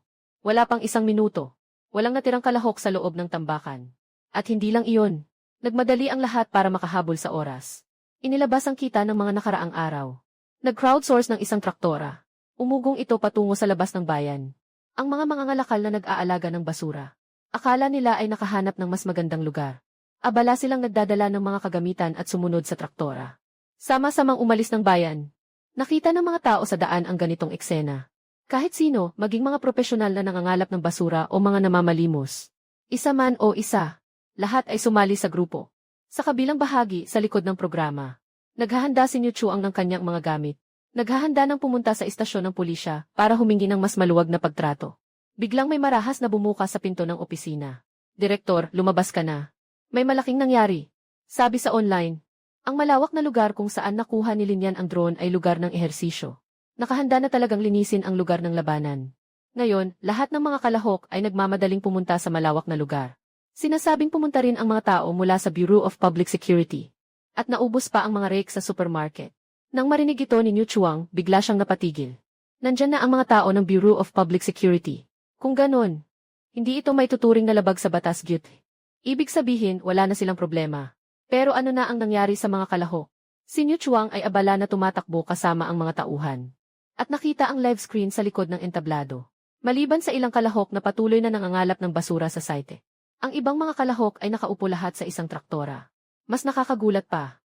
May mahaba at malaking grupo ng mahigit 100 tao na sumusunod sa likod. May matatanda at may bata. May lalaki at may babae. Lahat sila ay mukhang propesyonal. May bitbit na sako ng saging sa baywang. Kaliwang kamay ay pala, kanang kamay ay kalaykay. Sinasalubong ang mga panga habang tumatakbo sa likod ng traktora.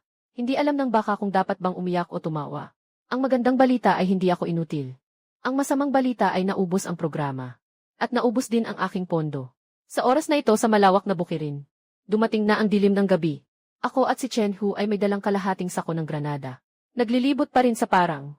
Bigla akong nakakita ng pulang liwanag na kumikislap sa harap. Hindi ko pa natapos ang kasiyahan. Narinig ko lang ang isang tunog na kada. Si Chen Hu ay mabilis na nakatapak dito. Agad akong sumigaw. Chen Hu, huwag kang gumalaw. Nang marinig ito, biglang huminto si Chen Hu. Agad akong lumapit. Na maingat na tiningnan ang mga pahiwatig na ibinigay ng sistema. Sa pamamagitan ng pagsisiyasat ay nahukay.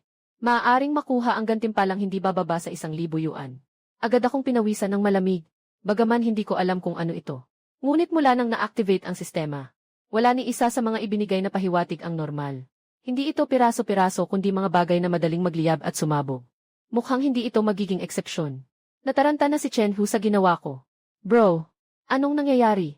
Hindi naman siguro ito landmine. May oras pa ba akong tumakbo? Pinisil ko ang aking labi. Tumingala ng may awa kay Chen Hu. Wala nang oras para tumakbo. Ano nga ba? Mayroon ka bang huling mensahe? Nang marinig ito ni Chen Hu, agad na nanginig ang kanyang mga binti. Nag-alinlangan ng sandali. Ibigay mo sa akin ang kamera. Nagsimula akong umiyak sa labis na pagkadismaya. Mula pagkabata, sinasabi na ng nanay ko na malas ako. Hindi ko man lang makuha ang mainit na pagkain sa handaan. Kapatid, pwede bang mag-order ng takeout dito? Pwede mo ba akong bigyan ng 2 kilo ng paa ng baboy? Nagtrabaho tayo ng kalahating araw ngayon. Wala pa akong kinakain na hapunan. Humakbang ako pabalik. Pinaabot ni Chen Hu ang kanyang kamay. Tahimik na nagbigay ng kaaliwan. Ayos lang. Huwag ka munang umiyak. May isang bato dyan. Subukan kong ilipat ito. Ito ay isang lugar ng pagsasanay. Baka ito ay peke. Habang nagsasalita ako, biglang tumunog ang telepono sa bulsa ni Chen Hu. Lumapit ako at kinuha ang cellphone para tingnan. Nagulat ako, si Wang Tijun pala ang tumatawag. Silent mode, Lin Yansheng, and call. Ngayon sasabihin ko sa iyo, putulin mo ang tawag. Sabihin kay Chen Hu na huwag gumalaw kahit kaunti. Ang mina sa ilalim ng kanyang paa ay hindi pang ensayo. Tumawag na ako para magtanong. Walang ginamit na mga mina sa pagsasanay na ito.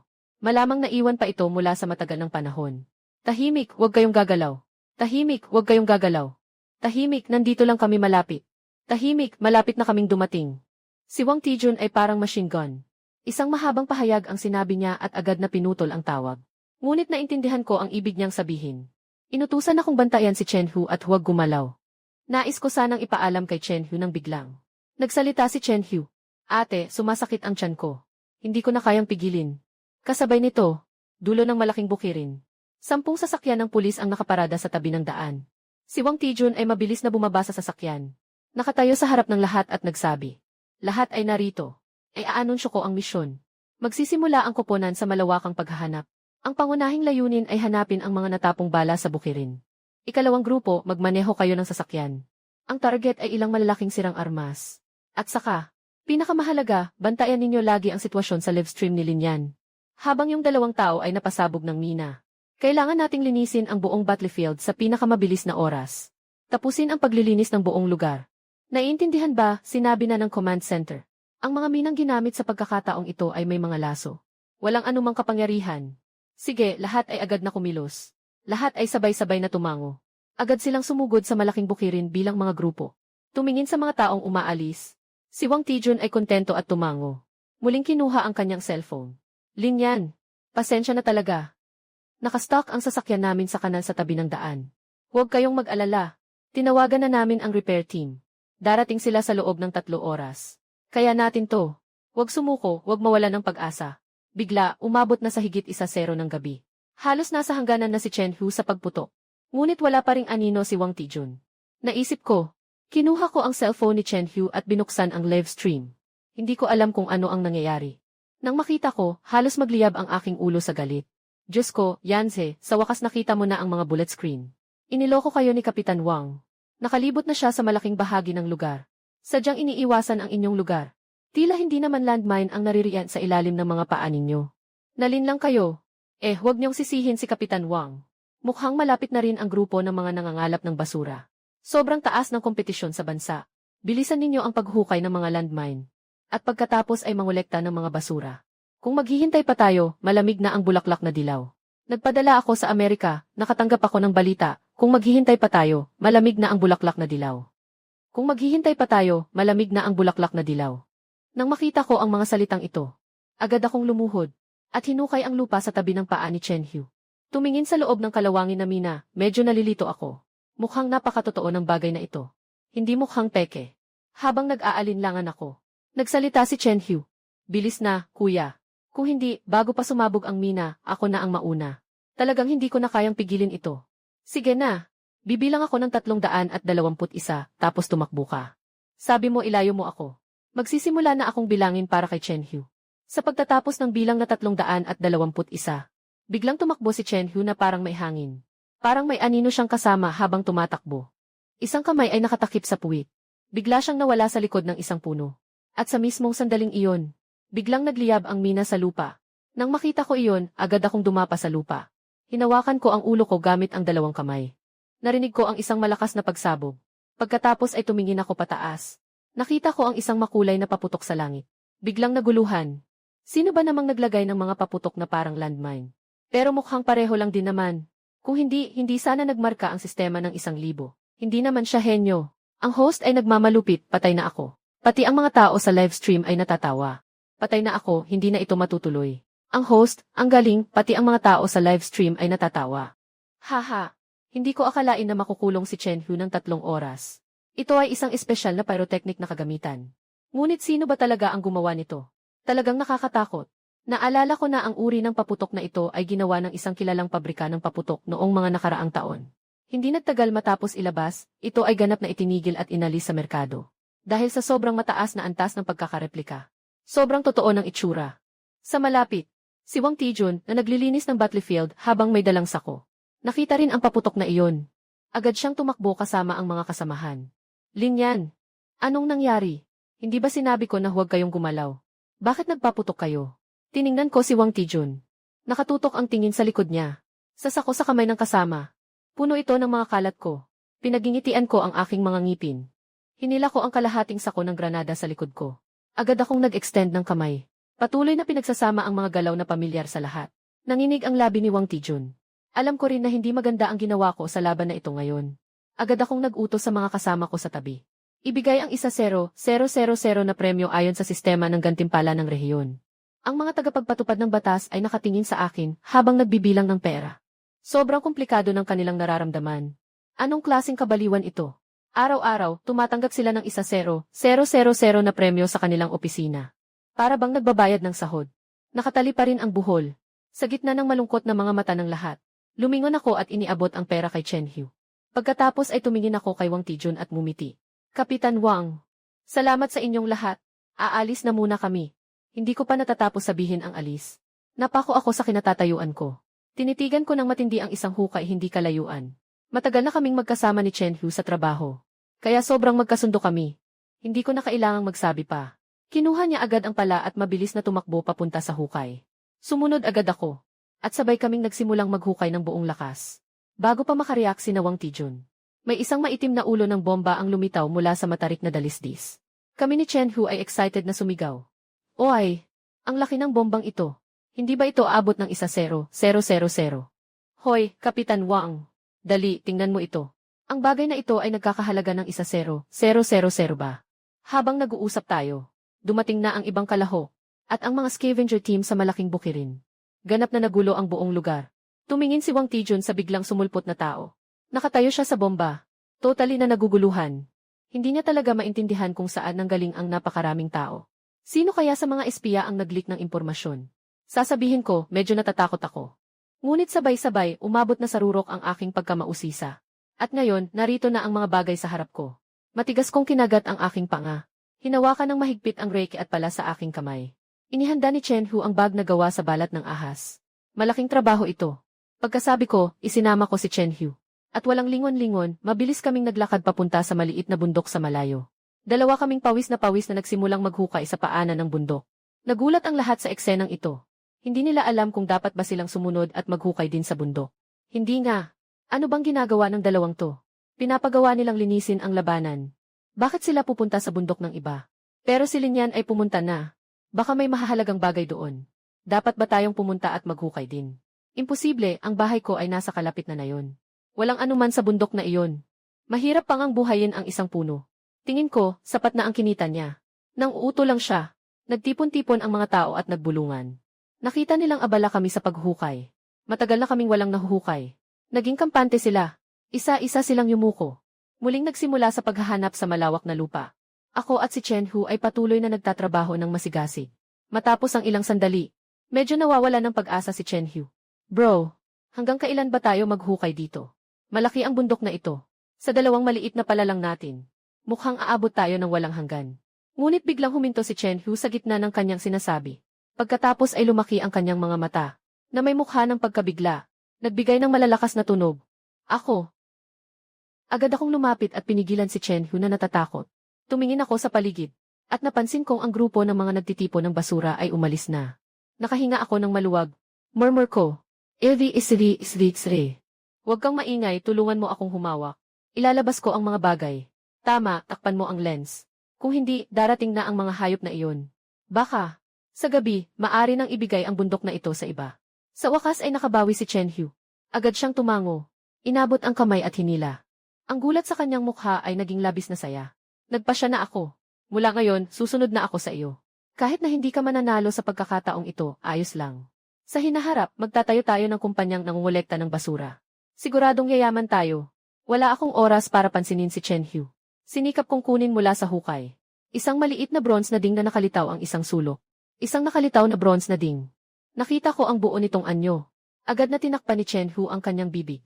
Takot na hindi ko mapigilan ang sumigaw. Hindi ko rin maikubli ang kasabikan. Tumingin sa bagay sa harapan ko ng matagal. Bago ako dahan-dahang nakabalik sa katinuan. Kumuha ng cellphone mula sa bulsa ni Chen Hu at tinawagan si Wang Tijun. Haha.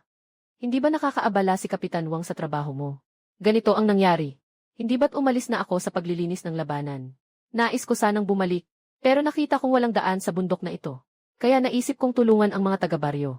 Pero hindi ko akalain na makakakita ako ng tanso na banga. Sabi mo, nakakainis, di ba? Hahaha. Hoy, Kapitan Wang. Bakit hindi ka nagsasalita? Sa kabilang dulo ng telepono. Tahimik na pinutol ni Wang Tijun ang tawag. Hindi nagtagal, nagmadali siyang dumating kasama ang mga tao. Nang makita ang maliit na tanso na banga sa tabi ko at ni Chen Hu, nagtaka siya ng ilang sandali. Humigop ng malalim na hininga. Lumapit sa akin at hinaplos ako. Linyan ah. Sobrang sayang naman na nag-aalaga ka ng basura. Tingnan mo, baka may pagkakataon. Dalhin mo ang maliit mong pala at maghukay sa ancestral grave ko. Baka sakaling makagawa ka ng milagro. Saka kailangan kitang pasalamatan ng mabuti. Si Chen Hu sa tabi ay nakatingin kay Wang Tijun. Hehe, nakangiting tanga. Kapitan Wang, huwag mo nang hawakan. Kasi kapag natagpuan ang bomba, nakahawak na ako kay Yanjen ng buong buo. Talagang walang detektor. Tulungan mo kaming makipag-ugnayan. Tingnan mo kung gaano kalaki ang premyo ngayon. Alam din ni Wang Tijun na mahalaga ang pagtuklas ng mga relikya. Agad na tumawag sa Bureau of Cultural Relics. Mahigit 1 oras ang lumipas. Mabilis na dumating ang mga tauhan ng Bureau of Cultural Relics. Ilang tao, walang salitang sinabi. Kinuha ang iba't ibang propesyonal na kagamitan at nagsimulang mag-imbestiga. Tumayo ang namumuno sa Bureau of Cultural Relics na si Wang Jingxi at nagsabi, "Bata, napakalaking nagawa ninyo. Ang bronzeng ding na ito ay dapat mula sa panahon ng digmaang estado. Hindi matutumbasan ang halaga. Iulat ko na sa inyo ang aplikasyon para sa bonus. Kahit papaano, aabot ito sa 100,000. Nang marinig ang numerong ito, ako at si Chen Hu ay labis na natutuwa. Mas mahalaga pa, nalaman ko na pagkatapos mahukay ang tanso na dingding. Ang buong burol ay patuloy na nagniningning ng pulang liwanag. Parang walang pagbabago. Ito ay nagpapahiwatig na ang kayamanan na nakatago sa bundok ay tiyak na hindi lamang ang tanso na dingding. Habang abala ang iba sa paglipat ng tanso na dingding, dala ko ang pala papunta sa likod ng bundok. Nang makita ito, nagulat ang lahat. Ang mga tauhan ng ahensya ng mga relikya ay nagsalita. Hindi kaya nabaliw na ang taong ito. Isa ng milagro na may nahukay na isa. Bakit hinuhukay na naman? Hindi nga, ito ay isang artepakto. Hindi naman ito ligaw na gulay. Pero si Wang Tijun ay tila nag-iisip. Tumingin siya kay Wang Jingxi, ang namumuno. Maingat siyang nagsalita. Baka may lumang libingan sa ilalim nito. Impossible. Ang mga tauhan natin sa pagsisiyasat. Nasuri na ang buong burol. Walang anumang reaksyon sa loob. Imposibleng may libingan dito. Talagang kumpiyansa si Wang Jingxi sa sinabi niya. Noong dumating pa lang kami rito, sinunod nila ang nakagawian at sinuri ang paligid. Walang anumang natagpuan. Pagkatapos, umalis ang mga tao mula sa ahensya ng mga antigong bagay na may dala. Ngunit hindi nagmadali si Wang Tijun na umalis. Hindi niya alam kung ano ang gagawin. Mayroon siyang malabong pakiramdam na hindi pa tapos. Ngunit hindi niya inaasahan na sa mga sumunod na sandali. Walang kahit anong ingay. Naramdaman ni Wang Tijun na parang nagkamali siya sa kanyang kalkulasyon. Habang tinatawag ang mga tao at nagbabalak na umalis, narinig niya ang isang sigaw mula kay Chen Hu. Agad siyang nagdala ng mga tao at nagmadaling sumugod. Nakita niyang tumalo na ako sa hukay. At may dala akong isang kahon na kahoy mula roon. At may mga nakasabit na iba't ibang hiyas sa ibabaw nito. Tiyak na ito ay isang magandang bagay. Talagang napabilib si Wang Tijun. Sinabi na ng Bureau ng mga relikya na walang laman dito. Pero nagawa pa ring makahanap ng mga bagay. Sa totoo lang, kahit ayaw mo, mapapabilib ka talaga. Kinuha niya ang kanyang cellphone. Muli siyang tumawag sa Bureau ng mga relikya. Hindi nagtagal, bumalik ang sasakyan ng Bureau ng mga relikya. Umiti si Wang Tijun at sinalubong sila. Hindi pa nabubuksan ang kahon. May kaunting gantimpala rin naman ang aming himpilan ng pulis. Sa kabutihang palad na ipaalam ko sa inyo ng 2 beses. Hindi ka naman ganun kakuripot, di ba? Si Direktor Wang Jingxi ay mukhang nalilito pa rin hanggang ngayon. Wala silang natuklasan. Paano magkakaroon ng bagay? Abala siyang lumapit at maingat na sinuri ang kahon. Ayos ah. Gawa pala ito sa gintong sandalwood. May nakalagay pang mga hiyas at imperial jade sa ibabaw. Mahalaga na ang panlabas nito. Ano kaya ang laman sa loob? Matapos suriin ng ilan, maingat nilang binuksan ang kahon. At nakita nilang may ilang aklat sa loob na maayos pa ang kondisyon. Agad na nagniningning ang mga mata ng mga tao mula sa Bureau of Cultural Relics. Ito ang tunay na walang halaga na kayamanan. Ang lahat ay labis na nasasabi. Hanggang sa matagal na panahon, dahan-dahan silang humupa. Tumingin si Wang Jingxi sa akin ng may komplikadong ekspresyon. Bata, naghahanap kami ng tao sa Bureau of Cultural Relics. Kung nais mo, hindi na kailangan ng pagpili. Mabilis na makakapasok sa trabaho. Sinasabi ni Wang Jingxi ito ng taos puso. Talagang pinahahalagahan niya ang talento. Mas maaasahan pa ito kaysa sa mga kagamitan ng kanilang ahensya sa mga sinaunang bagay. Ngunit umiling ako. Sige na, sige na. Hindi ako bagay sa trabaho. Magandang bagay ang mangolekta ng basura. Tingnan mo na lang kung magkano ang gantimpala ng kahon na ito. Abala pa ako sa paghukay ng bundok. Ngunit biglang nagbago ang tono ni Wang Jingxi. Medyo nahihiya siyang nagsalita. Mahal na kasama. Hindi namin nais na agawin ito sa iyo. Ito ay ayon sa regulasyon. May natuklasan na 2 antigong bagay. Kailangan nating isara ang lugar. at muling magsagawa ng inspeksyon at pagsisiyasat. Nang marinig ko iyon, bigla akong natulala. Akala ko makakagawa ako ng malaking bagay. Bakit biglang hindi na pwedeng maghukay?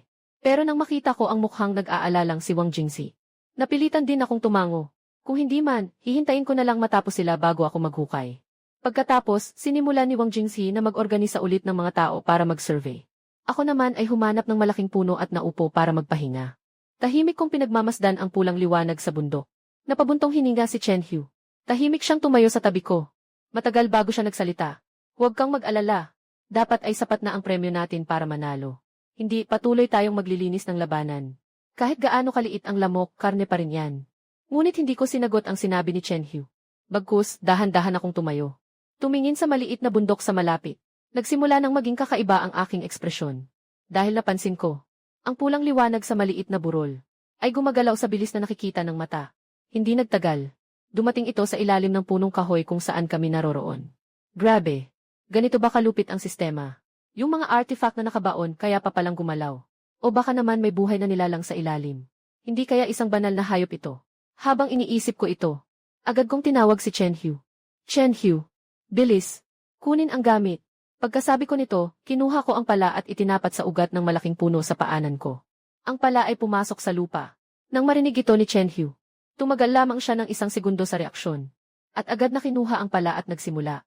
Ang mga tao na nag-uutos kay Wang Jingxi na maghanap ay lumingon. At nakita nila ako at si Chen Hu, na masigasig na nagtatrabaho sa malaking puno. Sa oras na iyon, lahat ay nagulat. Ano ang balak gawin nito? Baka naman maghukay ng tunel papunta sa bundok para maghanap ng mga antigong bagay. Pero kahit papaano, may kasama naman siya. Sino bang gagawa ng ganito ng hayagan? Si Wang Tijun lang ang nakahawak sa kanyang mga braso. Huwag nang sabihin kung gaano siya kasaya. Dati, ganyan ang ginawa ng kanilang kapulisan. Ngayon, sigurado na siya. Imposible na may mga relikya sa ilalim ng bundok. Siguradong nasa ilalim ng puno ang mga relikya. Ito ay karanasan na nakuha niya sa pamamagitan ng dugo at luha. Kaya tumingin siya kay Wang Jingxi at ngumiti. Direktor Wang. Tao nga. Minsan, kailangan talagang tanggapin ang kapalaran. Kung ayaw mong mapahiya, kaya't bilisan mong dalhin ang tao sa ilalim ng malaking puno para tumulong sa paghukay. Baka may bahagi ka pa sa tagumpay. Hanggang dito na lang. Isipin mo na lang. Sabi ni Wang Tijun. Nakaakbay sa kanyang mga kamay. Nakangiti na tila may malalim na kahulugan, umabot siya sa ilalim ng puno. Si Zhong An ay tumingin pababa at nagsabi. Zhong Ling yan. Ayos lang. Mukhang may karanasan kayo sa paghukay. Sa loob ng ilang sandali, nakahukay kayo ng ganitong kalalim na butas. Humihingal akong kumaway kay Wang Tijun. Para bang nakipagbati na. Pagkatapos ay nagpatuloy akong humukay. Sa ilalim ng malaking puno, ang mga ugat ay magulong nagkakagulo. Hindi naman mabilis ang paghukay. Pero, buti na lang, nang lumipat ang pulang liwanag ng system prompt dito. At hindi na ito gumalaw, ibig sabihin siguradong mailaman sa ilalim. Grabe, ang streamer ay matindi. Bakit may bagong public announcement na naman? Ang dami ng pangalan, ang streamer ay matindi, nagsimula ng maghukay. Sa live stream, lahat ng tao ay tulala na. Ang streamer ay nag-imbento. Grabe. Naguhukay pa rin. Sa totoo lang, kung may magsasabi sa akin. Naniniwala akong makakakuha si Linya ng isang gourd na bata mula sa ilalim. Grabe. Talagang namangha ako. Baka may gintong mata siya. Sobrang kakaiba nito. Sa oras na ito, nakangiti si Wang Tijun habang pinapanood akong maghukay. Sobrang saya niya sa loob. Ngayon, tapos na ang pag-aayos ng kanilang kapulisan. Panahon na para magdusa ang ahensya ng mga relikya. Ngunit sa oras na ito, biglang may tunog. Bumagsak ang hukay. Biglang may lumitaw na butas sa lupa. Nagtaka si Wang Tijun. At agad na tumawag. May nangyaring masama. Bumilis ka at tumulong. Ilang miyembro ng koponan mula sa malayo ang nagmadaling lumapit. Pati ang mga tao mula sa ahensya ng mga antigong bagay ay dumating na. Si Wang Jingxi ay labis na nasasabi. Ayon sa karanasan noon, may natagpo ang antigong bagay dito sa maliit na bundok. Sa ilalim ng malaking puno ay may isang butas sa lupa. Ano ang ibig sabihin nito, kailangan pa bang pag-isipan? Siguradong butas ng magnanakaw ito. Siguradong may libingan sa maliit na bundok. Habang nagkakagulo ang lahat sa paghahanda ng pagsagip, may narinig na malakas na sigaw mula sa ilalim. Chen Hu. Nasaan ang kalaykay? Bilisan mo, ihulog mo ang kalaykay sa akin. May ilang tao sa ilalim. Siguradong magnanakaw ng libingan iyan. Maihawak pa siyang armas. Lahat ng tao sa itaas ay napahinto bigla. Yung ilang staff ng kawanihan ng mga relikya na papasok na sana sa hukay. Sabay-sabay na umatras ng isang hakbang. Tapos nakita nila ang isang matabang anino. May bitbit na kamera, na tumalon sa hukay nang hindi man lang lumilingon. Pagkatapos ay may isang malakas na tunog na umabot mula sa ibaba. Lahat ay naguluhan. Matapos ang pagkabigla, tumingin si Wang Tijun sa kanyang mga kasamahan at sumigaw. Bakit kayo nakatayo lang dyan? Hindi ba ninyo narinig ang sigaw mula sa loob? Magsimula na kayong bumaba at iligtas ang tao. Pagkasabi nito, siya rin ay tumalon sa hukay. Sa oras na ito sa butas, nakaupo ako sa katawan ng magnanakaw ng libingan na tinamaan ko. Nagsasagawa ng suntok. Pinaulan ng kuryente sa mukha. Talagang natakot ako kanina. Sa sandaling nahulog ako, bigla akong nakakita ng ilang tao sa ibaba. At lahat sila ay may dalang armas. Naiintindihan ang seryosong problema. Agad akong sumigaw at nagulat sa itaas. Nang marinig ng ilang mga magnanakaw, nagmamadali silang umatras ng walang direksyon. Kahit ang kanilang mga kasama ay hindi na inisip. Dumating si Chen Hu na tumatakbo pababa. Bumangon mula sa lupa. Agad na inayos ang kamera. Kuya, sobrang dilim dito. Kailangan mong itaas ang ulo mo. Kung hindi, baka bawasan ako ng sweldo ng production team dahil sa dilim. Nang marinig ko ito, bigla akong nawala ng salita. Anong oras na ba? Nagmamadali pa rin sa pagkuha ng mga kuha. Napabuntong hininga ako. Agad kong hinila si Chen Hu at hinabol ang mga magnanakaw ng libingan. Kaninang-kanina lang, malinaw kong nakita na lahat ng mga taong iyon ay may dalang mga relikya. Ano man ang mangyari, kailangan nating mapasuko sila hanggang sa umiyak. Kasabay nito, sa pinakamalalim na bahagi ng hukay, ang lider ng mga magnanakaw ng libingan ay gumagapang sa unahan. Napakabilis ng takbo. Hindi nakatiis ang isang kasama sa likod. Huwag ka lang puro akyat. Tumingin ka man lang sa daan. Ito ba yung daan na dinaanan natin? Nandyan lang sila sa likod, humahabol. Baka mamaya ay masarado tayo dito. Yung tao kanina, tiyak na propesyonal sa seguridad. Sobrang brutal ng ginawa niya. Yung suntok na yon tumama sa ngipin ko. Yung nakatatandang magnanakaw sa harap ay bahagyang nagkunot ng noo. Matapos mag-isip ng kaunti, mahina niyang sinabi, "Huwag kang maingay. Sumunod ka sa akin, siguradong tama ito. May daan pa ako dito. Hindi alam ng karamihan. Sigurado tayong makakalabas." Pag sinabi mo yan, nagtaka ang iba pang mga magnanakaw ng libingan. Ito ba ay isang backup plan? Ngunit sa ganitong sitwasyon, walang nagsabi ng anuman. Maya-maya, ilang tao ang dumating sa harap ng isang batong pinto. Iniabot ng pinuno ng mga magnanakaw ng libingan ang kamay niya at itinulak ang pintuang bato. Isinama niya ang mga tao at patagilid silang pumasok sa loob. Backstage ng production team. Simula nang madiskubre ang butas ng magnanakaw. 10 oras 50 minuto 10:50 50 oras 57 minuto 20 oras 50 minuto 20 oras 50 minuto 20.50 panandang pandagdag 1,000, 100 at 23.6 150. Mabilis na tumaas ang kasikatan ng programa. 10:00 10 na po 10 oras 50 minuto 20 oras 57 minuto 20 oras 50 minuto 20.50 panandang pandagdag 1,000, 100 67, 150 at tila may posibilidad pa itong mapasama sa mga trending. Pero isa silang professional na observation show. Ngayon, napunta na sila sa landas ng live na pagnanakaw ng libingan. Si Niu Chuang ay nakahandusay sa upuan. Matagal na siyang hindi nakapagsalita. Nang makita ito ng mga katulong, nag-alala sila. Niu, ayos ka lang ba? Bahagyang umusog si Niu Chuang ng kamay. Huminga siya ng malalim at nagsabi, "Huwag mo akong tawagin. Gusto ko lang ng katahimikan." Tahimik na tumango ang staff habang nakapikit ang bibig. Umaatras siyang lumabas ng conference room. Ilang sandali pa, pumasok ang alin na namamahala sa kalinisan ng programa. Namumula ang mukha niyang binuksan ang pinto. Mahinang nagsabi, "Director, narinig kong hinahanap mo ako." Lumingon si Niu Chuang at nakita ang alin na nahihiya at kinakabahan. Pakiramdam ko'y parang nabiyak ako. Ano na bang nangyayari sa mundong ito? Ako ba ang may problema? O lahat ng tao ay may problema? Kasabay nito, habang naglalakad kami ni Chen Hu, namumulot kami ng kung ano-ano. Marami kaming nakuha. Pero hindi ko inakalang mawawala pala siya. Nakayuko ako. Tinitingnan ko ang dulo ng kuweba. Hindi ko mapigilang kamutin ang ulo ko. Grabe naman. Nasaan na sila? Parang multo. Kanina, malinaw na sinusundan natin ang mga magnanakaw ng libingan. Tama naman ang direksyon. Bakit bigla na lang nawala ang mga tao? Habang nagtataka ako, biglang nagsalita si Chen Hu. "Kuya, halika rito at tingnan mo. May isang batong slab dito.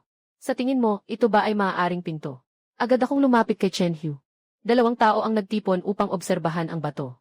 Naisip nila na ang grupo ng isa't isa ay mga magnanakaw ng libingan. Kaya tiyak na may libingan sa likod nito. Sa pag-iisip na ito, hindi ko mapigilan ang aking damdamin na maging sabik. "Chen Hu, handa na ba ang sako? Kapag pumasok na tayo, sundin mo ang aking mga galaw. Isang layunin lamang. Huwag kalimutan kung ano ang ginagawa natin." Si Chen Hu ay humigpit ng kanyang mga labi. At pagkatapos ay nagtanong ng maingat. Nangangalakal. Tama ang sagot. Kaya kung may mga antigong bagay sa loob, lahat ng iyon ay sa atin. Naiintindihan mo ba? Tumango si Chen-Hu ng mabigat.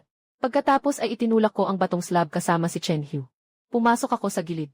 Sa napakadilim na silid-libingan, gamit ang mahina at ilaw ng cellphone ni Chen-Hu. Sinuri ko ang paligid.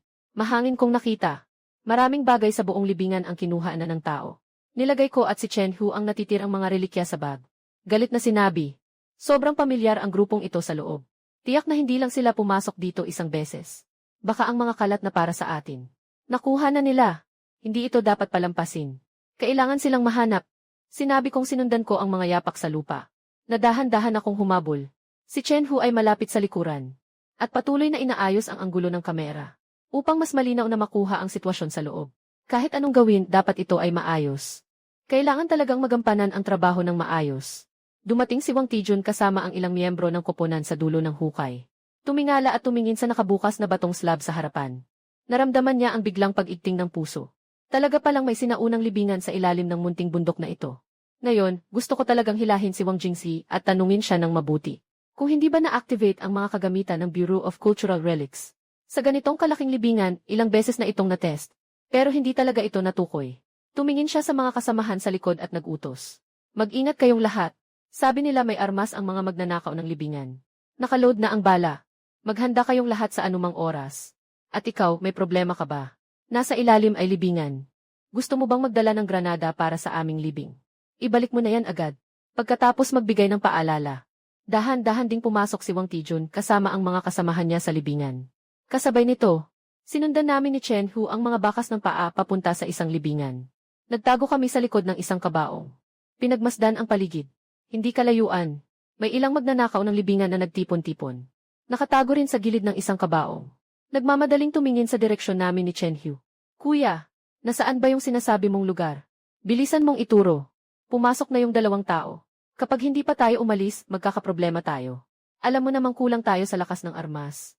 Hindi naman masyado ang 2 taong iyon. Siguradong mga elite na ipinadala ng ahensya ng seguridad. Lalo na yung mataba. Ganito na nga. Nagmumukha pa silang mga bida sa atin. Ngunit ang nakatatandang magnanakaw ng libingan ay puno ng pag-aalala. Tumingin sa pamilyar na tanawin. Sinusubukang alalahanin ang mga panahong dinala siya ng kanyang lolo dito. Paano ba talaga binuksan ang mekanismo? Noong panahong iyon, suot pa siya ng shorts na may butas. Medyo malabo na ang alaala. Sa pagkakataong ito, balak niyang kumuha ng ilang bagay. At umalis na lang sa malawak na bukirin. Sino ba ang mag-aakalang? Bigla na lang ay may mga tao mula sa seguridad dito. At ang 2 ito ay, talagang malapit na silang habulin. Kailangan pang protektahan ang mga relikya sa libingan. Puno na ang sako sa katawan. Hindi pa tapos iyon. Kailan naging ganito katindi ang mga tao sa ahensya ng seguridad? Habang kumukuha ng video, pinoprotektahan pa ang mga relikya. At naisasara pa sila dito. Hindi maintindihan ng nakatatandang magnanakaw ng libingan. Lahat ay nalilito na. Pinagpiestahan niya ang kanyang mga ngipin. Itinuro niya ang isang ilaw sa malapit. Nakita mo ba ang ilaw na iyon? Dapat iyon na nga. Dugdan, subukan mo. Sa narinig, agad na tumayo ang isang binata sa grupo. Pumunta siya patungo sa ilaw. Sa mga sandaling iyon, nakita ng lider ng mga magnanakaw ng libingan. Si Chen-Hu na may hawak na kamera hindi kalayuan. Parang tumayo na rin siya. Bigla siyang nataranta.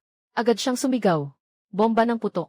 Agad na sumugod mula sa likod ng kabaong ang ilang magnanakaw ng libingan. Itaas ang mga kamay.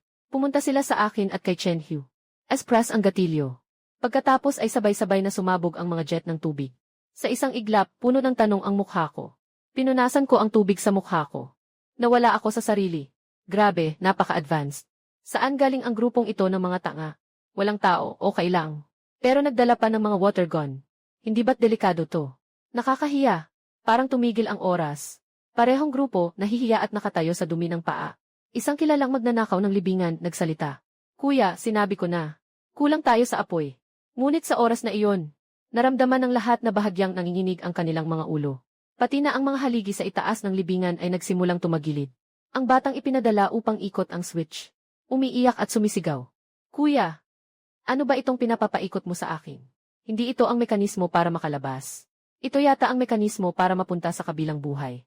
Napatulala rin ang lider ng mga magnanakaw ng libingan. Tinitingnan ang patuloy na pagbagsak ng lupa mula sa itaas. Gulo ang isip. Tumakbo na.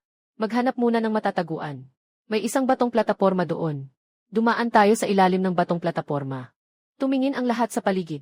Nakita nilang may isang batong plataporma na kasing taas ng tao, hindi kalayuan.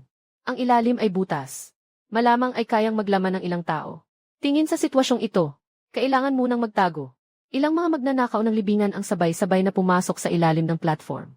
Hindi nagkasundo pero sabay-sabay silang kumilos pabalik. Habang nagtatago, ang pinuno ng mga magnanakaw ay masayang nagtanong. Nasaan na ang dalawang gwardiya? Baka naiiwan na sa labas. Ngunit pagkatapos niyang magsalita, isang malaking banta ang dumating na may kasamang hangin. Nagmukha akong seryoso at malamig na nagsalita. Sino ang tinutukoy mo? Sino ang nasa labas? At sino pa? Yung magnanakaw ng libingan na nasa pinakaloob. Hoy! Lumayo ka pa sa loob. Papasukin mo ako. Ganito kalaki ang lugar. Magsiksikan tayong lahat. Ang ilang mga magnanakaw ng libingan ay biglang naging masunurin. Ayaw man o gusto, nagsimula silang ilipat ang kanilang mga katawan. Hinila ko si Chen-Hu at nagtago kami sa ilalim ng batong slab. Nagsimula nang maging awkward ang hangin. Sa isang segundo, nag-aaway tayo. Sa susunod na segundo, nagmamahalan tayong lahat at nagsisiksikan. Lagi tayong nagkikita, hindi pwedeng iwasan. Paano ba naman hindi magiging awkward? Buti na lang libingan ang nasa ilalim. Kung hindi, ganito karaming tao. Siguradong makakagawa ng malaking mansyon dito. Naramdaman kong medyo kakaiba ang atmosphere. Kaya kinamot ko ang ulo ko. Nagsimula nang basagin ang kahihiyan. Ano? Huwag kayong magkamali ng akala. Hindi kami mga pulis. Kami ay mga nangangalap ng basura. Ngunit totoo na maraming mga pulis sa labas. Kung gusto niyong tumakas, mukhang hindi na ito posible. Sumunod kami sa inyo. Para magpatotoo kayo para sa amin. Puro basura lang ang pinulot namin. Nakita niyo rin kanina, di ba? Ilang magnanakaw ng libingan. Sabay-sabay na tumingin. Sa sako ni Chen-Hu.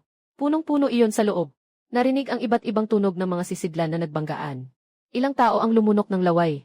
Tindahan ng mga Diyos na pusa. Ang mga antigong bagay ay tinatawag na basura. Nakita kong tahimik ang ilang mga magnanakaw ng libingan. Medyo nag-aalala na rin. Basta't darating ang mga tao mula sa seguridad mamaya. Tatanungin kayo kung ano ang ginagawa ninyo. Sabihin niyo na lang na mga magnanakaw kami ng mga libingan. Bakit niyo kami tinatanong? Sabihin niyo na lang na nag-aalaga kami ng mga basura. Kung may magtanong pa sa atin, kung saan galing ang mga basura sa sako. Sabihin niyo na kami ang kumuha niyan, naiintindihan ba? Ang ilang mga magnanakaw ng libingan ay nagkatinginan. Isa sa kanila ay may naguguluhang ekspresyon. Tumayo ng matatag. May paraan pa ako.